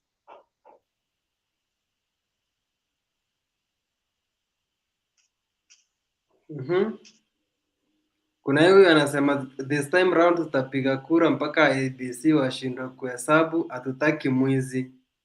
Hebu mwambie hivyo. Hii round tunachaguana hadi ABC watahesabu hizo kura siku 10. Sikudanganyi. Hizo kura zitahesabiwa. Ai, Mbogi ya baba ni kumochoka. Hii round tunataka tuchaguane, ABC shinde kuchagua kuhesabu. Tuchague baba apite na kura milioni 20. akuwe kiongozi wa kwanza Afrika kupata over 20 million votes, na Kuna tutume mwingine mwizi permanent home. kuna mwingine hapa anasema John Chigakure anasema Mutembei wewe ni wa Azimio. Sijawahi ficha mi ni Azimio kutoka kitambo since 2002. I've always told people kutoka 2002 sijaipeana kura mahali Raila yuko. Actually sitafutangi presidential aspirant, naulizanga tu Raila ako wapi. Nikishajua mahali Raila yuko anaenda na kura yangu. It's not a secret, everybody anajua. Mimi kwa sababu ya Raila Odinga, I vote everything ODM from up to down. ODM. IBC itachagua ni nani amechagua, but I vote ODM from top to down, kichwa hadi chini, kwa niaba ya Raila Odinga. ODM up chini, kutoka president up to MCA. Hata kungekuwa na kiti ya Every Gelda, tunaweka ya ODM, kila kitu ODM, rangi ya baba. Naona the Mandela moment is here with us, no one can relate. Kuna mwingine anakuambia create WhatsApp Wakikuyu wote wenye wako na baba 2022. Na ndio nasema wasi create WhatsApp, waende Instagram Brendah Kangai Ntwiga wanifollow. Actually Brendah Kangai, waende pale Instagram waangalie Brendah Kangai wanifuate. Waende pale Instagram waangalie Mbogi ya Rao waifollow Instagram. Alafu tuweze kuwasiliana from there. Kuna Rafa ananiambia Mutembei stop being biased, chambua comments equally, si za upande mmoja. Mimi ndio nachagua my friend. Na nishakwambia mimi ni mtu wa baba, so hizo zingine andikeni tu, mtazipitia nyi wenyewe, mimi napitia zangu. Mtandao anasema I like this madam. Asante sana. Hii Mbogi ya Rao ilianza lini? Mbogi ya Rao ni group imeanzishwa leo na mimi ndio mwanzilishi, na nimepeana reasons mbona nimeanzia hiyo group. Juu nilikuwa na haja sana ya kusupport Raila Odinga pamoja na youth wenzangu, lakini mimi nikanyimwa nafasi na wale watu ambao wanapinganga nikione Raila Odinga. Those people who have been blocking me from seeing Raila Odinga wakaninyima nafasi, wakaunda groups za Mount Kenya Youth, wakaassume mimi ni wa Mount Sinai, hawakunieka. Wakaunda groups za youth, wakaassume mimi ni mama, hawakunieka, and I'm below 30 years. Wakaassume nini, hawajanieka. Wakaunda sijui Azimio la vijana, hawajani consider. Na sasa because I am an able youth who can speak on behalf of the entire youth of this nation, I decided to form my own group, and it's there, Mbogi ya Rao. To my launch imekuwa KTN News na NTV, and I'm so thankful na every TV. Mutembei pia ataiweka kesho asubuhi hiyo launch yetu, and yeah, it's a group that I'm going to mobilize here each and every day, vijijini, uko kwa ghetto, mashinani, kila mahali. Nitaiuza na mtandao na njia yote ambayo inawezekana. Na I think Mbogi ya Rao, hiyo jina tu Mbogi is a youth vibe. Juu Mutembei zile group zimeformiwa, unapata mtu anajiita Azimio Youth na ako 63 years. So I came up with a name, Mbogi ya Rao. At least ule mtu anaelewa hii vibe ya Mbogi ni youth. So mzee akiulizwa Mbogi ni nini hawezi jua inamaanisha aje. Hata mimi unajua mimi uzee yangu sielewangi vitu zingine. Ndio sitaki still young, my brother. You are still young.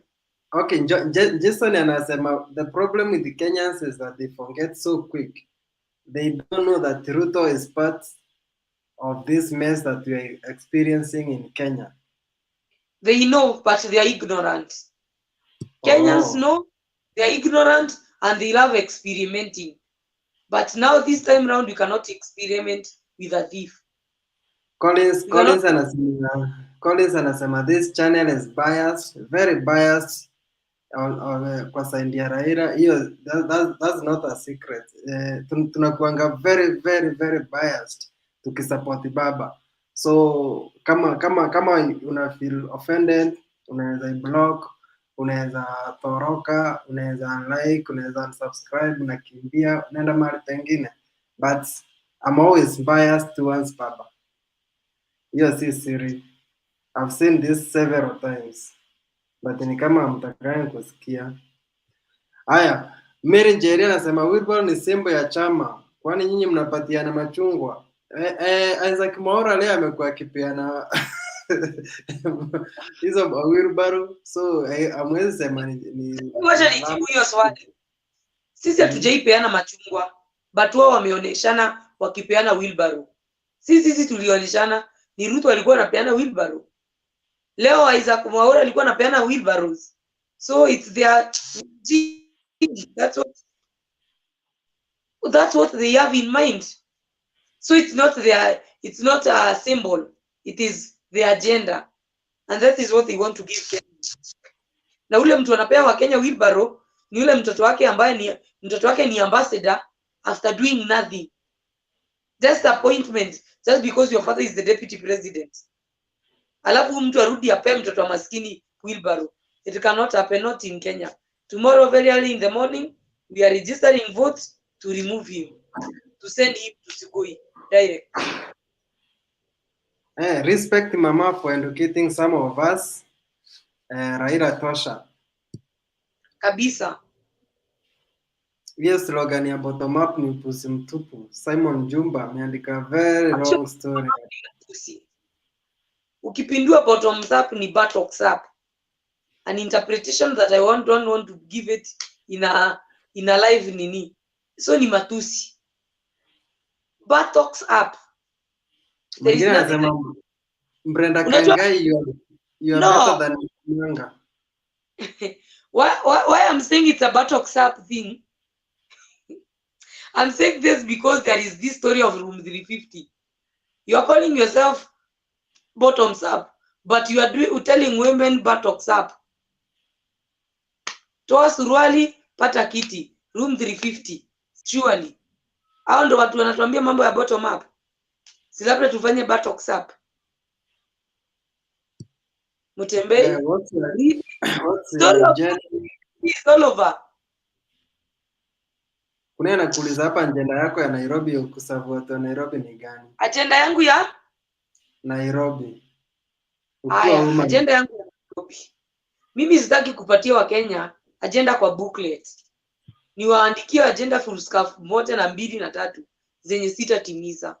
I better tell Kenyans that ile agenda niko nayo mtano zenye zitawasaidia, lakini saa hizi nataka kuongelezea agenda 2 3. Agenda ya kwanza, there are so many young politicians, there are so many young mothers in this city of Nairobi ambao wametengwa. The moment Motembei you become a young mother, personally I am a victim. I got pregnant at the age of 19-20. The moment you are a young mother utenganishwe, you are desperate, you are broke, you have nobody, community imekutenga, parents and everybody. You are rejected by everyone. That person akili yake ifikiliangi vizuri. So huyu ni mtoto, akona mtoto, ametengwa. Huyu mtu atajisaidia aje? Huyu mtu ataenda kuwa useless. Na mimi kama mama county, ule mtu ambaye anatafuta kiti ya women representative Nairobi County, mimi nataka kusema hivi, nikikuwa kwa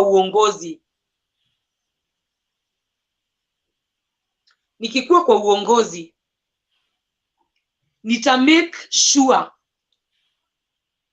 kila young mother ako Nairobi, either amerudi shule ama ameenda akaenda in a tertiary center apate a polytechnic, apate skills. Motembei ni vizuri ukiempower mtu hata apate skill kama ya salon, skill kama ya kushona, aweze kujitafutia 300 500 yake per day. Kwa sababu Motembei ayuth hawezi kuwa anategemea politician kila wakati akuja ampea ndauti ya 100 na 200.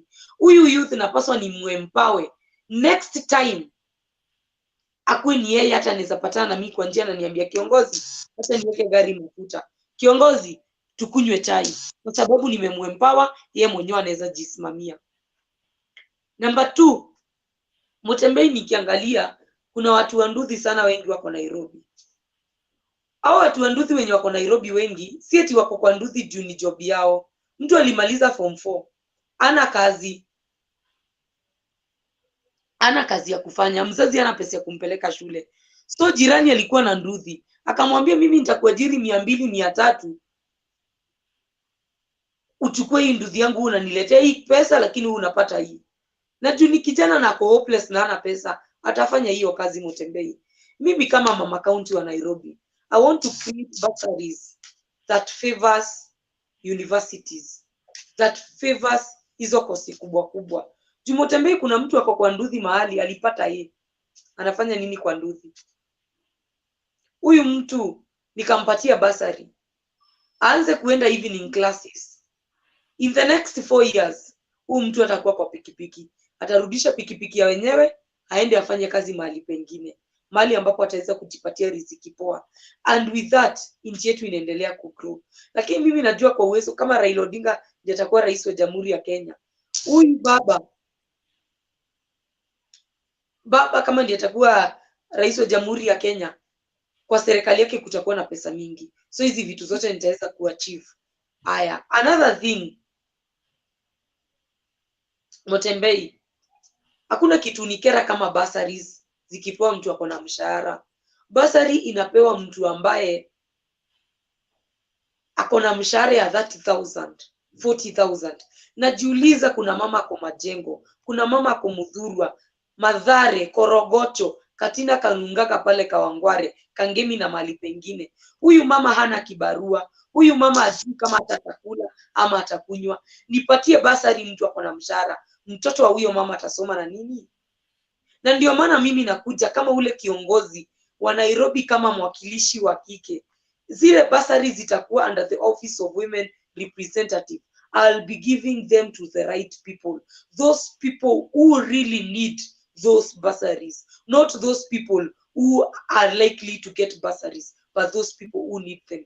Mutembei inaweza taka mtoto wa tajiri asome, mtoto wa maskini asome, wapatane mahali ndio nchi iweze kuinuka. Mtoto wa maskini wa tajiri akisoma, na matajiri msijipende sana, watoto wenu wakisoma, wa maskini asisome, wa maskini ndiye atakuja kupora huyu mtoto wako. So it is always good to keep balance, wote wasome, wote wainuke pamoja. Another thing Mutembei, healthcare ya mama. Mimi naumangwa sana nikiona mtoto amepotea pumwani, na tuko na women leaders hapa Nairobi na waezi toa mdomo, waezi ongea, lakini watu wakati wa kura wako. Mimi kama women representative wa Nairobi, mtoto aibiwe hii Nairobi, sikudanganyi Mutembei hospitali itafungwa. It is whether they will produce that child death or alive. I will not tolerate such kind of nonsense when I am a mother, a youth, and a representative of Nairobi County. Things must be brought into order, that every woman lazima apate good maternal health care, na kila mwanamke lazima kizaa apate mtoto wake. Hiyo upuzi ya uconmanship, mtoto anaenda nazaliwa usiye napotea, kwa regime yangu haitakuwa. Another thing is that I will emphasize Nairobi City, hata kama hiyo ni kitengo ya governor, ikuwe safi. Mimi nita emphasize governor asafishe pia downtown huko kwa slums. Bwana Nairobi, hao watu wanatufanyanga vibaya. Ukienda Kilelesho huwezi pata sewage na leak. Lavia kuna sewage na leak. But Mutembei ukikuja hapa Kenya, uende place kama Majengo, unapatana na sewage kwa mlango ya mtu. Unajiuliza, are we not in same Nairobi? Is Nairobi different? So under my regime, I will question the governor, any governor, if I will meet any part of Nairobi dirty. Nikipatana Majengo kuna sewage imeleak, the governor must be answerable. Kwa sababu tunasemanga mwanamke ndiye boma, ndiye mwenye boma. Mwanamke ndiye ako na uwezo wa kuimarisha boma yake. I believe Nairobi needs an able woman like me who is ready to transform these states. And because I was born and raised up in Nairobi, in a slum, I will ensure that I will serve the people of Nairobi. Okay, asante sana. Naona huyu anasema this lady is telling all fact. In fact, human rep nitakupea count my vote Jaber. Na waendelea kuniuzia jina huko mashimani mali sijafika. Juu nimesema youth, mi ni youth fund niko nazo si enough sana za kuzunguka kila part Nairobi, lakini wakinidonetia kama nilikuwa nimesema vile nilikuwa nimesema naweza hata fanya mikutano 6 in a day. I am able to go even in 6 different parts of Nairobi in a day if I have that finance, and if there is any person who is willing kutoka kwa roho yake kucontribute kwa fundraiser yangu, aende kwa paybill namba yangu na anichangie.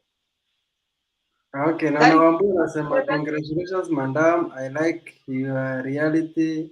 Kimtu akiezi iba pesa then anakuja kuita Wakenya hustlers.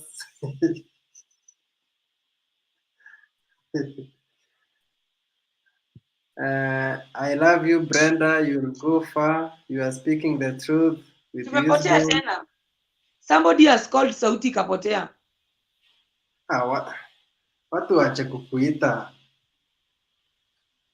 Let me just conclude and tell the entire people of Mutembei TV, thank you so much for watching me, giving me this great opportunity to talk to all Nairobians.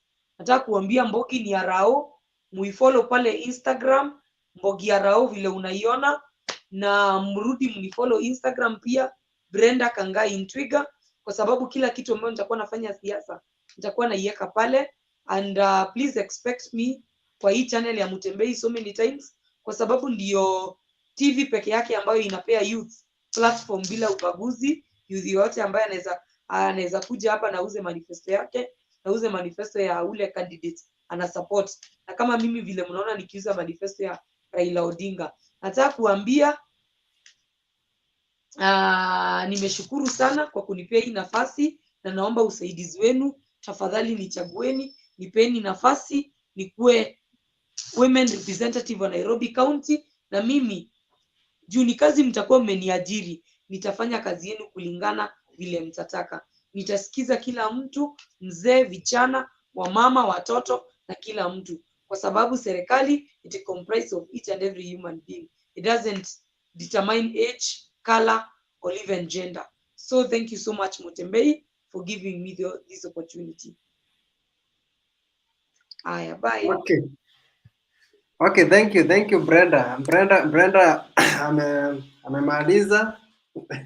Naona comment zenu mingi sana hapa, sijui kama nizi click tu zile zenye nachagua tam. Naona guys wamependezwa na Brenda, namwambia anafanya poa sana. Madam, I like your personality for free. Baba tosha, good job. Mutembei this time round itakuwa mchanganyiko. There are so many comments. But since Brenda ashamaliza, acha tufungie hapo. Nitamuita tena na tena. Just as long as mko hapo, mmesubscribe, mmelike, tukienda live mtakuja na tupate kuwapea stories. Mimi ni mtu wa baba, hiyo si siri. So guys, si supportingi baba kama najificha. And those who the few, acha nitume link kwanza. Wala nataka kuingia hapa waingie tuongee kidogo before nikate. The link is there, angalia kwa comment section. Kama unataka kuapia hapa, just click hiyo link ukuje hapa uniambie mbona utaki Ruto akuwe president, why Ruto will lose. Hizo ndio vitu zinafanyanga na feel poa each and every day. Mutembei TV support baba. Si supporting Raila as in amelipa ama anything. That's my personal decision. I support him with my everything. Yes. So I can see so many comments hapa. Karembo, you are very correct. Alex. Ni aje Mtembei? Salama sana mheshimiwa. Niambie. Huyo dema ako sawa, na nataka niseme hivi Mtembei. Jana tulikuwa na debate mzuri sana na Bernard alituambia kuna wanawake ama wanaume watajitokezea ambao they are better off than the politicians we have. I swear this lady debate na Esther Passaris na ukweli upatikane, hakuna mahali Esther ataenda. Sema tu kweli, unapenda baba, lakini if this lady should be given a platform to debate with Esther Passaris, I don't think Esther Passaris can go far. And I think this is the young excellencies and talent we must nurture. So if it's possible, allow us in Mutembei kumfanyia kitu inaitwa fundraising, hata kama ni kidogo. Huyu dem aende mashinani, tuone vile ataperform. Otherwise, she sounds a very good lady. Thank you. Nitamuita tena na tena at least akuja atupatie pepele yake pole pole. Wale tunajisikia na tupesa kidogo tunaweza tupatupa huko kama 50 kamia hapa atasaidia sana. Asante sana.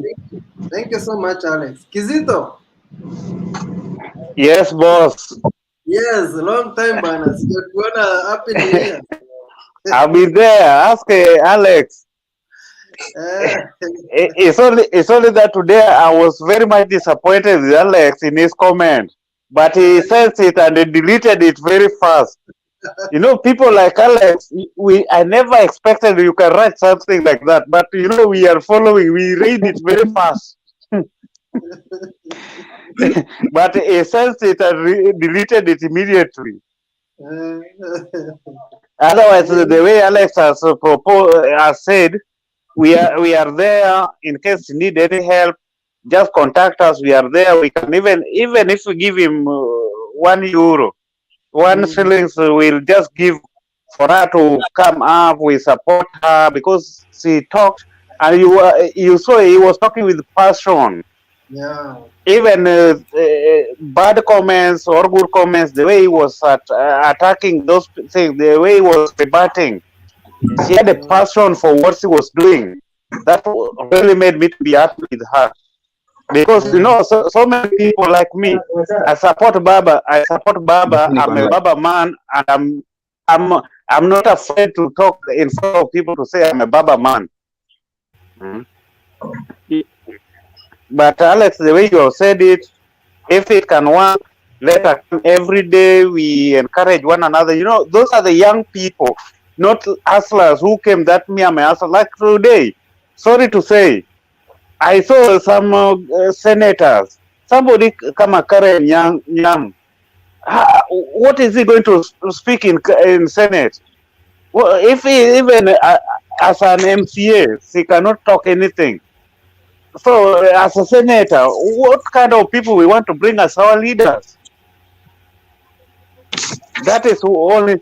Then about the throwing of stone, we know it. This lady, she put it very clearly that even because of politics, even they themselves, they can organize people to go and do it so that they say it's a Bakasi for Babu. Yeah. Tomorrow you'll hear they will say it's Babu. Maybe Babu was not even aware of anything that is going there. But they organize themselves. They say, you people go and do this thing. Then you start shouting, Babu, Babu, for it to come. Asante sana Kizito. Hacha tusikie. Thank you. Hacha tusikie Stephen. Yes. Stephen uko hapo? Okay. Yes, I'm very happy online. But I think personally, I'm very impressed with how you are open. Najua being open, at least at times, makes people to understand, makes someone just to, like we had a friend called Ensign Collins. I think it was a bit disturbing us with some of the comments, mara mambo ya biasness, but I think by the time you become open, at least I saw he tried to cool down a bit. So I'm very happy about your openness. Then concerning the Kenyan politics, our politics today, I think the only problem we have is the use of vulgar language that our deputy president is using. Because if you follow what happened yesterday, if you follow yesterday's event and today's event, they're two different events. Even if you see, you'll just know this one is a leader and this one is just a power angry person. Because by the time you see someone is coming to the podium, then instead of addressing or telling people is maybe what to tell is need to people, is agenda to the people. The only thing he will do, he will start saying maybe mganga huyo sijui mara mtu wa kitendawili, so is mtu wa kitendawili ana agenda. So I think personally, I think we are heading in a very good direction, and if we can support the Brendah Kangai. Oh, huyo amepotea. Princess. Ujambo Mtembei? Salama sana mheshimiwa. We mbona unakuja mara moja pale, tunakuona unapotelea tu pap bila hata kutuambia kwaheri jamani. Unafaa kuja unakaa na hata wewe tunasikia maoni yako. Lakini kuangalia niwaambie niko hapo bado, si eti nimepotea. Haya, sawa. Nashukuru sana kumuona huyo msichana wetu akijitokeza, azidi kutangaza. Unajua ni kama kanisani, aende akisema, akiongea, akizungumza, akihubiri, aendelee akihubiri mpaka ifikie wale wa chini kabisa. Watu kama hao ndio tunawataka. Alex, nakuona hapa, tukutane jioni. Nashukuru sana Mtembei, endelea hivyo. No, Princess, haiwezi enda kabla hujatuweka pamoja. The lady is looking for a women rep. We ndio mwanamke huko hapa, lazima utuambie vile utatuweka pamoja na tushtumie huyu msichana ama huyu lady kitu kabla ya Monday. That means today. Ameitisha tumsaidie. So wewe kama lady ongea hiyo kwanza kabla hujaenda. Tafadhali. Naomba tukutane mahali sisi huwa tunakutana, tutazungumza hiyo, nitakuelezea vile tutaifanya. Asante sana. Mungu akubariki. Haya, poa sana. Festus Odero. Habari yako Mtembei? Mzuri sana mheshimiwa. Maoni yako? Nashukuru sana kwa hii show. Imekuwa lively sana na nimependa sana huyo mheshimiwa vile amekuwa akiuza sera zake. Ningependa kusema hivi, watu wa udaku wako na makasiriko mingi sana, kuanzia kwa kiongozi wao kukuja hadi chini kwa mwananchi wa chini wa kawaida ambaye ameuziwa hizo sera na zimemuingia. Kila mtu kutoka pande hiyo ako na makasiriko sana. Na tukiangalia juzi mheshimiwa fulani alikuwa anasema tuangalie logo za chama. Tukianza na 202 kulikuwa na rainbow. Tukikuja 207 tukakuwa na ile rungu PNU. Tukakuja 2013 ikakuwa ni njiwa. 2017 watu wakasalimiana, tukakuta hapa the people's president His Excellency Raila Amolo Odinga wakashikana mkono na President Uhuru Muigai Kenyatta kwa sababu ya hiyo handshake. Sasa hapa tumeletewa nembo mbili, moja ni Azimio, ingine ni wheelbarrow. Na watu hawajui ya kwamba ukipewa wheelbarrow hiyo ni hard labor. Hiyo ni forced hard labor ambayo watu watakuwa wanapitia. Sasa ningependa tu kuelimisha vijana tukaweze kuchagua Azimio, tukaweze kukomboa hii nchi yetu kutoka kwa mikono ya watu ambao waliiba. Ukiangalia YK92 kutoka huko, history ya mtu ndio itakupatia ni nini kile ambacho ukimpatia atakusaidia ama atakuharibu. Siasa ya handouts inaisha. Utapewa handouts leo, kesho utatumika sana na hiyo hard labor ya wheelbarrow. So asante sana Mtembei, tutaendelea kukaa pamoja kusaidiana na huyo madamu tuone vile tutamsaidia aingie kwa bunge. Bunge sahi ni ya watu kupigana huko, tuone tukuwe na askari huko. Tukipeleka huko mtu kama Pasaris, hata kwa mswada yenye tumekuwa tukiangalia mswada ya Political Amendment Act, hatujasikia maoni yake kule. Watu wakigongana kule hatukumuona. Sasa lazima tupeleke huko watu ambao watasaidia baba, watu ambao watakuwa majeshi ya baba, na wakaweze kumsaidia ndo akaweze kuongoza. Actually, if Raila, no, not if, Raila is going to be the next president of the Republic of Kenya. Na akikuwa the president, inafaa akuwe na majeshi yake ambayo yatamsaidia kuran serikali vizuri. Hauwezi kuwa president na hauna majeshi yako kwa bunge na kwa senate ambayo inafaa ya kusaidia.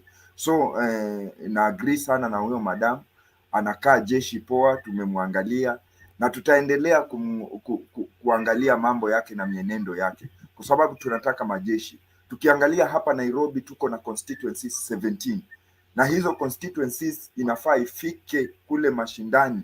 Tunataka constituencies 15 zikuwe zote za Azimio, hata sio 15, tunataka constituencies zote 17 zikuwe za Azimio.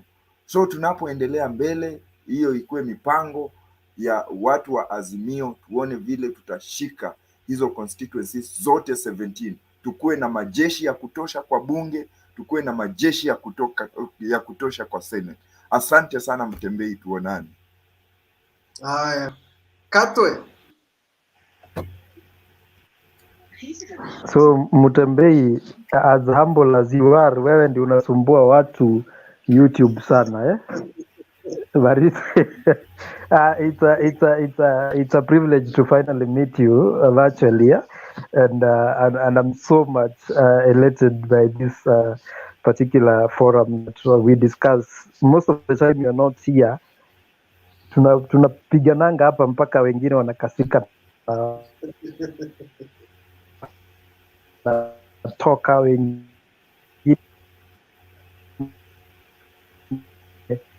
hata wapatiani reasons when we stop talking, fighting, and that is, we cannot go back as a country to that place. Actually, I usually say that among the East and Central African countries, we are the best democratic country in terms of in terms of arbitration, in terms of litigations of matters of politics, and like when we meet in a forum like this, and we are fighting in terms of policies, but in terms of being social to each other, we are one, and that is the dream Baba is trying to bring. Let me quickly dissect through the previous speaker mwenye amesema about Esther Vasaris. It's true, Miguna said that she is a queen who will not add up anything in Nairobi, and we've seen that. In fact, she has ametupatia ibu sana, because if you compare Shebesh, the way she used to argue in parliament and the way she used to fight for the regime that was there by then, I think the biggest job of an MP is legislation. Hakuna kazi mingi yenye anakuja kutufanyia hapa nje kama sio CDF kidogo kidogo. Hakuna kazi ingine, kazi yake ni legislation, to keep the executive in check and balances. But Madam ametuangusha, and we, in as much as we are supporting our Azimio la Umoja, I think we need another soldier to replace her because amechoka kidogo. So back to what you were doing earlier on, I'm so happy that right now a person from Mount Kenya can stand now and say, I have not met Baba, I am not eating any coin, but I am going to fight for Baba till the end. Due in 2007, even people could not live past Githurai. Luos could not live there. Luyas could not live there, and Kisis could not live there. So basically, if yesterday people are saying that people are ferried to that place, if the locals accepted them to be in that particular meeting, Azimio la Umoja is working, and is working in the sense that in the year 1963 backwards, Kikuyus and Luos were one. they were fighting for the freedom of this country. Now we are seeing another thing coming in. I saw some UDA trying to bring up a poster yesterday about Azimio la Wananchi from Oginga Odinga. They don't like history, but they are the ones who are reminding us of the history. And in fact, it was a good thing because it was a dream deferred by the father. Because Raila Odinga is the only politician who never waited for his father to die to join politics. Others, like Musalia Mudavadi and the others, waited for their fathers to die for them to join politics. Honestly, this is a person who basically wanted to liberate this country in whatever cost. I saw somebody say asking, actually it was Kasolanjoy who was asking, Raila is very proud of him being an engineer, of his works, of being an engineer by demolishing houses in Thick Road and building Thick Road. Ruto in the other side is a botanist. We have not seen him outside the realm of politics giving back to the society of what he went to study in school. Instead, yeye ndiye anachoma makaa Mau forest, yeye ndiye anang'ang'ana kuua Mau forest completely. You see, basically what I'm seeing about these two politicians is that one came across an opportunity from in YK92. Account opportunity is not a politician, because we understand the character of a politician that at some point you have to sacrifice yourself. Ruto has not sacrificed himself politically. He has not sacrificed anything for this country. So basically, he's not a politician. Ruto has not been yelled by Amwindi in somewhere Lunga or in Australia by being late at work. He has never been employed by anybody. So how can we employ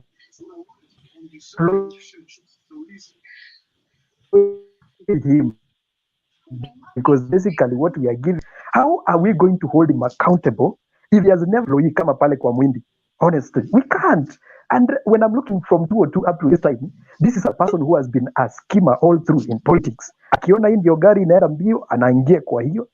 Akiona hii inaenda polepole, natoka kwa hiyo, anaingia kwa hii. So this is not a person who has ever sacrificed anything. No, I'm not even quite sure if he has ever sacrificed for his family alone. So, but today what we've seen in Jacaranda, it is something called nemesis.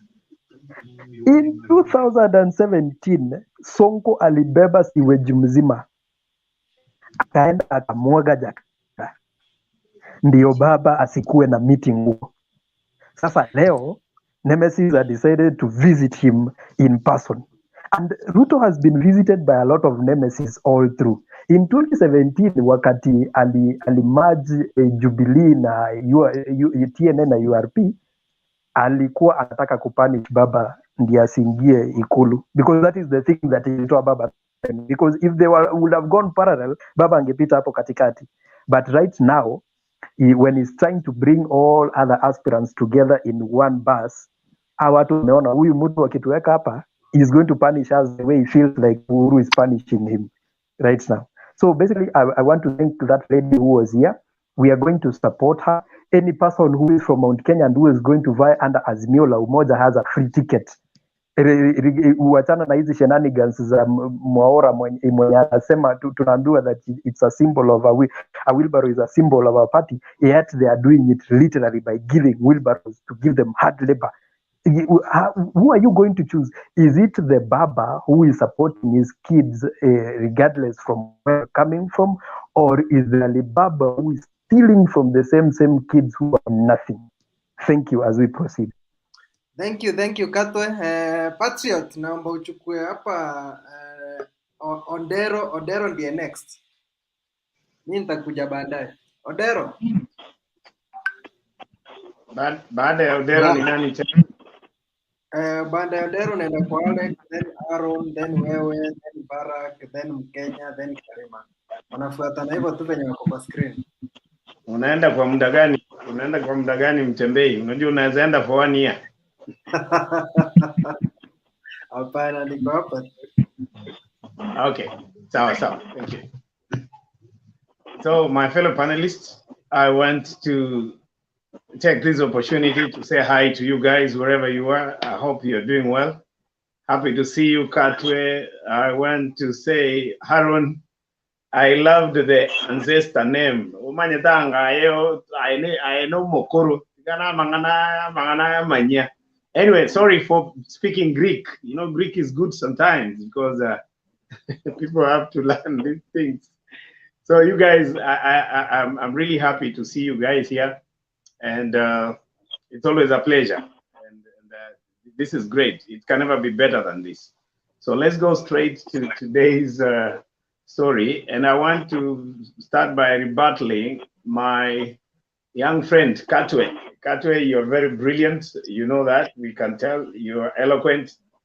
But I'm sorry to tell you there is somewhere I don't agree with you. Let me start with that before I hand over. The person, Pasari, Omari Odero, unmute, please. Omari Odero. Thank you. The person in the name Pasari, that is a person that I think some of us can speak better and probably bring into perspective what kind of leadership that you will expect from the person that you've mentioned. Shebesh, when she lost to Pasaris, and you know, the people who support Baba, we are very alive to history and we know the value of history. So data is anchored in the books of history. So we'll always agree, I'm sure. So when you look at the last election, when the Ebo Pasaris won the election, the person who was her predecessor, who was Shebesh, Shebesh congratulated the sitting member of parliament, the one you've mentioned, in a language that depicted value and respect of the person winning an election, making Nairobi a better place. The words of Shebesh indicated and indicted, you know, the win that Pasaris, you know, actually happened to take. She became so victorious that Shebesh akasema, I am humbled to lose to Shebesh, to Pasaris. You are a great woman. You've beaten me. I know you will do well. And I want to tell you, Katwe, from that day, Pasaris and the Shebesh have remained friends. I want to tell you also that it is in the making of Shebesh that you will find Pasaris' footprints. Actually, the mentor of Shebesh politically, it's Pasaris. That you might never know. These guys are very good friends. You remember the Adapter Light projects. Pasaris she's an innovator. She's a person who thinks outside the box. And you also need to know that there are people who talk to Baba from the kitchen matrix of politics. That is Pasaris for you. So I just wanted to say on a light note, Katwe, that you weighed so much on the non-performance of that woman. That woman is not just the beauty that she has. She has a serious role. For some of us who've been in politics longer, probably you will ask, I joined the ODM in 2007, and I'm not very far from the kitchen. I can smell the coffee before you get it. So allow me to put it that way, Katwe. But the rest is okay. That is the only point that I wanted to correct before we proceed. But I'll allow you to have a rebuttal for a second before we move forward, because you seem to have something. Katwe. Basically, it's not a rebut. You see, Mgala Muwe lakini umpe. There are some aspects that I agree with Pasaris, and there are some aspects that I don't agree with. Basically, the reason as to why I was judging her on a light note is that the main job of an MP where she happens to be as a woman rep in Nairobi, it's basically legislation. And I was comparing her with Shebesh, and the way Shebesh used to anchor a lot of a lot of vehemence in terms of politics in parliament. And when I was comparing this with her, it was a little bit like she was a little bit shaky, and she was not articulating issues the way they are supposed to be. I'm not saying that we are going to see maybe a change of guard from there, but I'm not quite sure. But at least if she's going to go back, she needs to pull up her socks in terms of legislation in Parliament. That is what I was saying. But in terms of workability and her performance from Dr. Light, I am let's say I have gotten a lot from the Dr. Light. So I understand what she did before she went to Parliament. So it wasn't on the issue of what performed outside, but from the point of the Parliament side of legislation. Thank you. Thank you. I think you are quite in order. You know, you are coming up very well, but it will be unfortunate if we really don't narrow in on that. And it's good that people really put these things into proper perspectives, because that is how we disseminate. That's how we give you know, definition in terms of understanding what we do. I think you know, Katwe, there is also something you need to know. Legislation does not end in the House.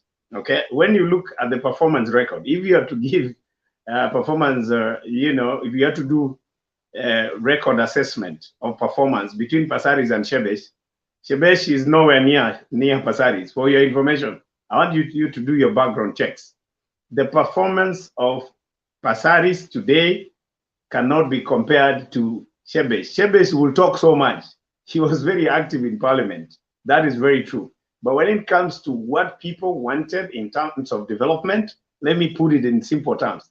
The development that has been anchored to the character of Passaris compared to Shebesh, it's not comparable. She has done so much that if I get to that, you'll be so surprised. Number one, electric cycling, which we are really pursuing in this country. That is a project that is coming along so well with Passaris. Passaris has been able to ride bicycles in Nairobi, you know, herself, from our home to town.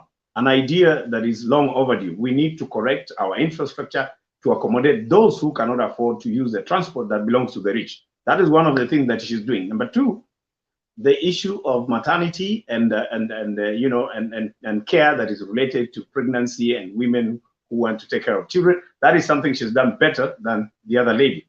The other thing that you also need to know, a politician needs to be a catalyst, a person who has persuasive language. She is not the type of a person who is a go-getter in the context of being vibrant and being forceful. But this is a lady who is able to cut across by talking to people who are in, you know, from different divides. So the essence of Azimio la Umoja that you see today is a culmination of some of the people who've been able to advise Baba from their character to be where they are. So really, there's a lot you can write about this lady. What I only need you to, what I will only advise Katwe is do a little bit of research on the same, then probably again tomorrow when we speak, we learn. But what I know is that she's actually a better performer in terms of, you know, the tangibles. When you look at the development, the tangibles. Let's go to the topic of today, Bana. The topic was not Passaris. Yeah, Alex, you need to know I'm the moderator, so I'm in control. When you will be in the office, you were number two. Allow But somebody. we are taking the debate differently. We have to remind you. You can be the moderator, but if you are taking the debate differently, we have to remind you. We are also here listening to you, but we cannot listen to something that is sideshot. I am moderating because that is my work. I might speak because I'm trying to moderate. Number two, Alex, it's good manners to allow somebody to finish before you talk. This will turn to a noise. It will turn out to something. Oh, Patriot, you have taken 8 minutes rebutting. Rebuttal cannot take 8 minutes. Alex, allow to respect. Patriot, rebuttal don't take 8 minutes. We agreed here 5 minutes is important so that another person can speak. And that is the essence of debate. Alex, I think it's good courtesy to have some Alex. Yeah. Others before you talk. If you talk, I talk, then it turns out to be mute. What will it be? You know, I've just tried to take the position I've been given, and I'm just trying to control the debate. Should I just be a stooge to pass on without speaking? That's not fair. We are not turning this place to be a noise place. Allow somebody to finish, then you talk and raise your hands. That is the discipline of discussion, Alex. Anyway, thank you. Let's move to somebody else. Unajua tulikuja hapa na makasiriko, sasa hatutaongea. WG, can you proceed? No, I was just trying to bring Alex to order that it's courtesy to have people finish before he comes in with a point of order in a good manner. Otherwise, how he's getting in is counted as a shouting match, which is not, adding anything to the discussion. Anyway, it's something that I think we are past that. We can proceed. Thank you, WG. You know, we cannot change the way people do their things, so we respect. But I think from what I know, this place, it is a place of order. Anybody is allowed to speak. You can have a point of order, and that's the way we go. But since he's choosing that direction, we just respect it. Who was the next person, please? Barak? Was that Barak Odongo? Odero. Odero, proceed. Habari ya wananchi. Hello. Mzuri sana. Naona kidogo kukosa kuelewana, lakini ni kawaida ya maongezi. Watu wanaelewana baadaye. Leo ilikuwa ni mada gani, ama mtu atachoose ile mada atazungumza? Hello. No, Mtembei asked us to comment on the live interview alikuwa na yule dem wa Mbogi ya mzee. I don't know if you watched it. And after they had an interview for a couple of minutes, they said, what do you think we should we support this girl? That's what, but there was no topic. That's what he wanted us to comment about. Okay. Ni kama nilikuwa nimeona kitambo, alikuwa nimeingia, walikuwa naongea na msichana fulani huyo Mbogi. Odero. Unmute Odero. No. Yeah, when you look at your screen, you will see Raila must be president, Mbogi Yarao. There is a topic there. Nobody should tell you that there is no topic. There is a topic there, and as far as I'm concerned, that's what we are commenting about. So check on your screen. We are talking about Raila being the president. So that is a topic. That's what you need to talk about, and you can see it on your screen, please. Is that okay, Odero? Proceed. Are we reacting to what was said? Okay, no problem. Kuna mwenzangu kidogo ameinua mkono juu, sijui alikuwa anataka kuzungumza. I just wanted to... Wait, cut your wait. You guys really, I mean, we've been always a house of order. Ketwe. I am simply taking the position of others. Why you're playing intimidation? Let Omar Odero finish and let me coordinate the show. You know, you're not being fair, Ketwe. If you want permission to speak, I thought the moderator is the one to give. Unless the rules have changed. Allow Odero to speak, then you can have something to say, probably Haron, then we come back to Katri. Is that okay? Okay. Sitazungumza mengi, naona leo watu wanataka kuzungumza sana. Kuhusu huyo madam Mbogi na Rao, huyo madam anafanya kazi nzuri. Huyo madam amejitolea kwa sababu sahi ni wakati wa lala salama.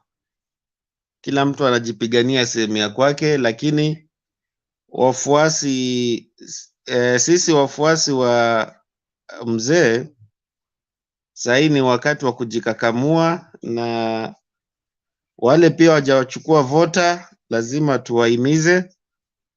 Na nashukuru pia leo nimejaribu, kuna wa vijana walikuwa hajachukua vijana 10.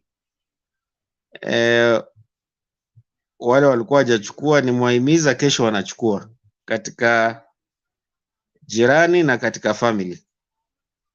Na sasa si wakati wa kulala, lazima wale masapota wa Raila waende mashinani, na pia tunajua huu mzee atachukua, lakini kuna hofu mbele. Lazima huu mzee akuwe na majorities, MPs, Senate na governor. Dero, just a minute. Just a minute. Hiyo jina mzee sijui ni ya nani. We only know of Raila Amolo Odinga, na ukiangalia topic pale imetumia jina Raila. Sasa jina mzee sijui umetoa wapi. I request that you change that and address the leader by his names. That is my directive, please.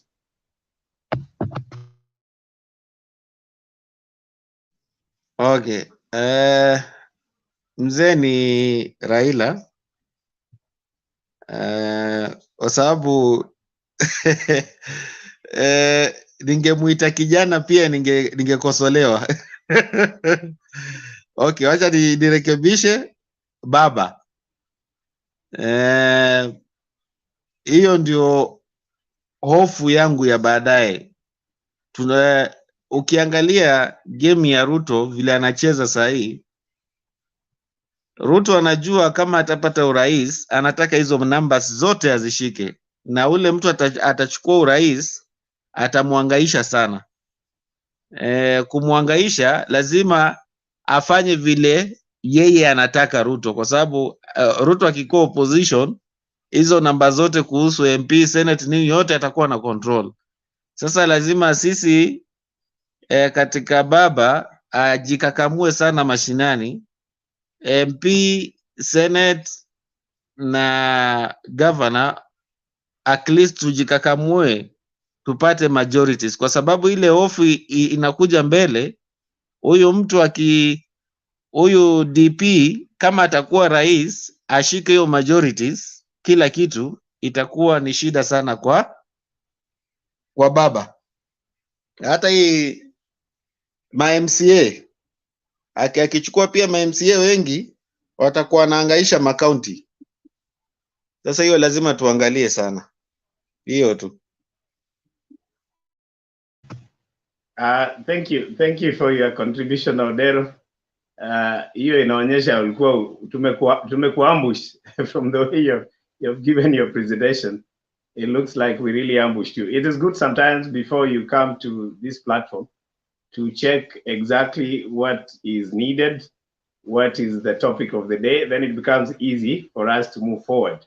I can see Bernard is here, but before I allow him to come in, WG, karibu sana. It's been a while. I'm happy to see you here, but it is always my pleasure to hand over the baton to those who other people would be more comfortable to moderate. It's not my place to do moderation. Maybe I will learn to do that. Bernard, you take over the show and you're welcome. Thank you so much.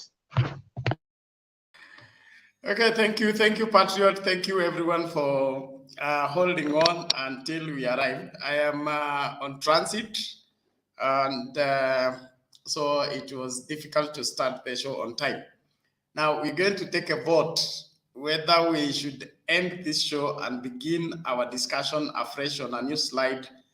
We are to discuss the chaos at Jacaranda and the rest of the Ruto performance in Nairobi, or we proceed with this discussion and then go as long as we want. It has already taken 2 hours, so if we go, we will have to use the 6 hours available.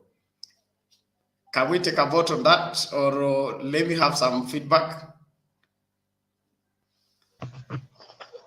I am the view, Bernard, that since the topic had already been listened to, for some of those who are already here and they'd not made their submission, maybe we could have a minute for people to say something and then we cross over.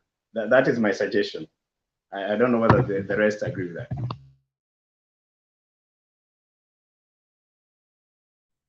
Yeah, we agree. We are taking a vote. Sorry, Katwe unasemaje? We are taking a vote. No, I was also for the opinion. Yes. I'm saying I was also for the opinion.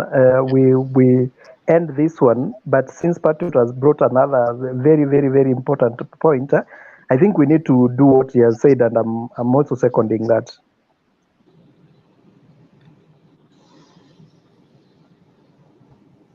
WG. Okay. So let's take the 1 minute, we end the show, then begin afresh. We just be on standby so that we have this video be dedicated to Brenda and the interview with Mtembei. Then we'll have our own slide and new slide and begin our discussion afresh. So how do we begin? WG, wewe wa kwanza. Na dakika moja na dakika moja. Sioni kama nina jambo. The other show, I was thinking that we just embark on today's topic. So I will wait and give other chances for the 1 minute to other guys. Thank you. Barack Odongo.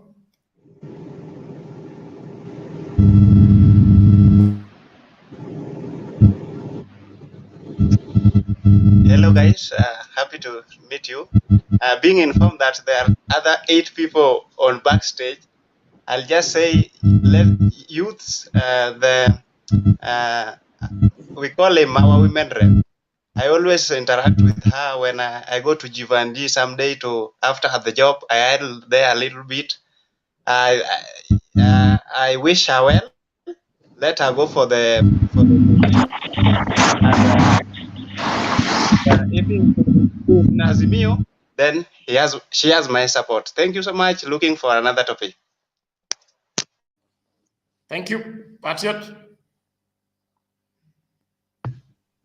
Bernard, thank you. Thank you for coming in to rescue my case at the right time. So I think I'll breathe better. Let me do my 1 minute, and then we go to the real jinx out there. So I really appreciate that God has brought you in time. Now, on the issue of the woman rep, the young lady, and those who are already in office, I want to be very candid and also honest. We want to have democracy to thrive, and democracy is properly defined in the structures where the government of the day is put to task in terms of evaluation and being re-examined by the electorate, and that happens within 5 years. That very opportunity is very important for young leaders like the lady who's coming up to present their credentials for job. So it is a competitive exercise, and I really appreciate the fact that all of us have personal consideration on who to support. That is democracy. And Katwe, I think you are right. Your argument is valid. You really have to make it quite convincing for those who support the other lady to cross over. That is the essence of it. But as for me, I think I'll have to be very candid on this one. I am a personal friend to Pasaris. I know her. She is just an innovator like some of us. This is personal. I'm saying personal, just like her. So if anything was called in line with the election where she participates, I will always, do the right thing, closing my eyes. We have a long history, some of us. So, but we appreciate for those who will support the young lady. If you will beat us, tutakubali. Lakini wacha tusikizane ya kwamba demokrasia inakubali viongozi wapya. We really allow you young blood, but if you can do better, why not? That is democracy. So for me, I think she has serious credentials, and anybody who comes on board must not only speak rhetoric, but also give evidence of performing better than her. That's what I would say. Back to you, Bernard. Thank you, Patriot. Let's move on. Aaron, your 1 minute. Yeah, thank you, Mr. Bernard, for giving me this chance in order to give out my sentiment in regarding to the lady, that is Brendah Kangai. In fact, Mimi nimesikiza huyu mrembo vile amedissect her issues na nimeona kuwa in fact akiendelea namna hii na sisi tukimpiga support vile ameitisha, then atapatia Madam Pasaris a run for her money. So na nimeangalia vile anabonga.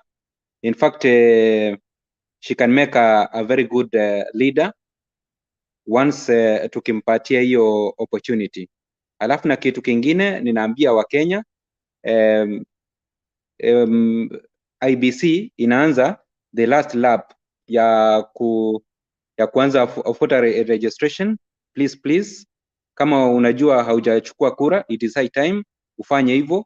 Reason being, tunataka baba awe the 50th president of the Republic of Kenya, na baba bila sisi kuchukua kura, in fact hatuwezi tukamwezesha kwenda pale. Reason being, baba anahitaji a good number of MPs, anahitaji good number of senators, MCA, governors and what have you, ndio ifanye governance yake for the next 5 years iwe very easy.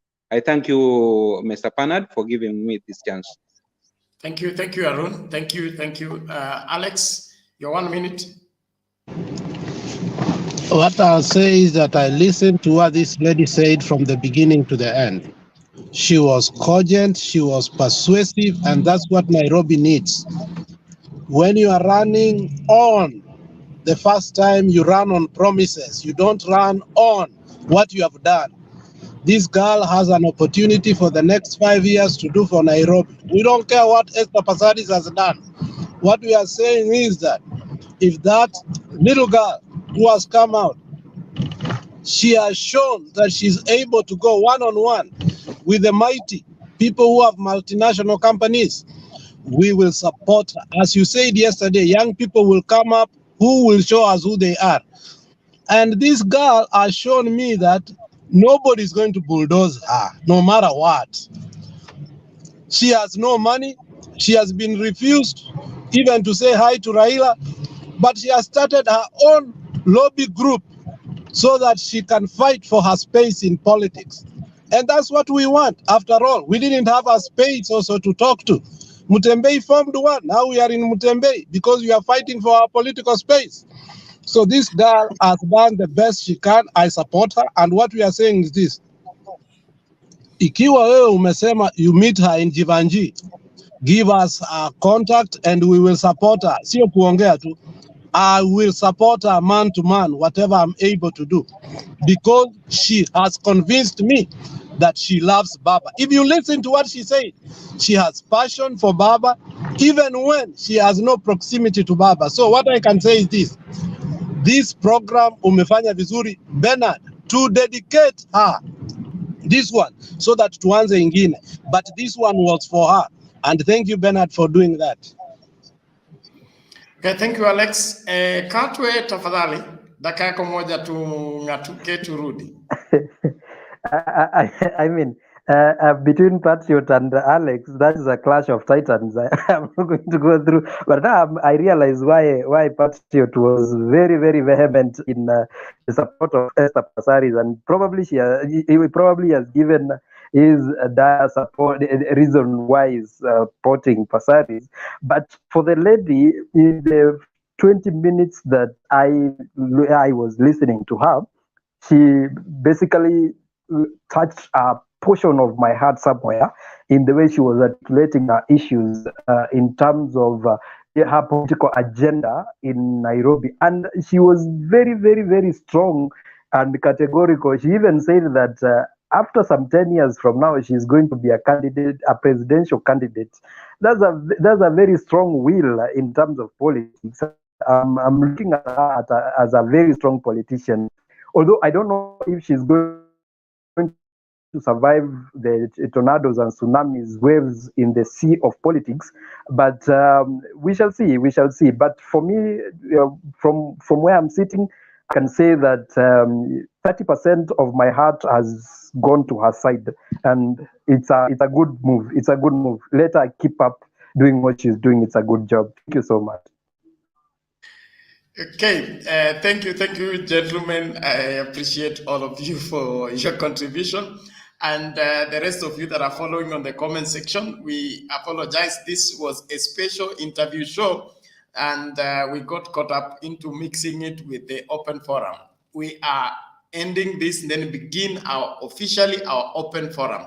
And those people on the waiting queue, it's not that we are ignoring you, it's that this show is over. We want to start our open forum when we discuss Jacaranda with Ruto today. Somebody suggesting is a Babu versus Ruto in Jacaranda. So we are coming back with that, and then we will discuss further. Otherwise, thank you so much for your continued support to Mtembe TV. Please, let's keep doing the right thing, because this country requires us to do the right thing to help the situation. God bless you. See you in a short while.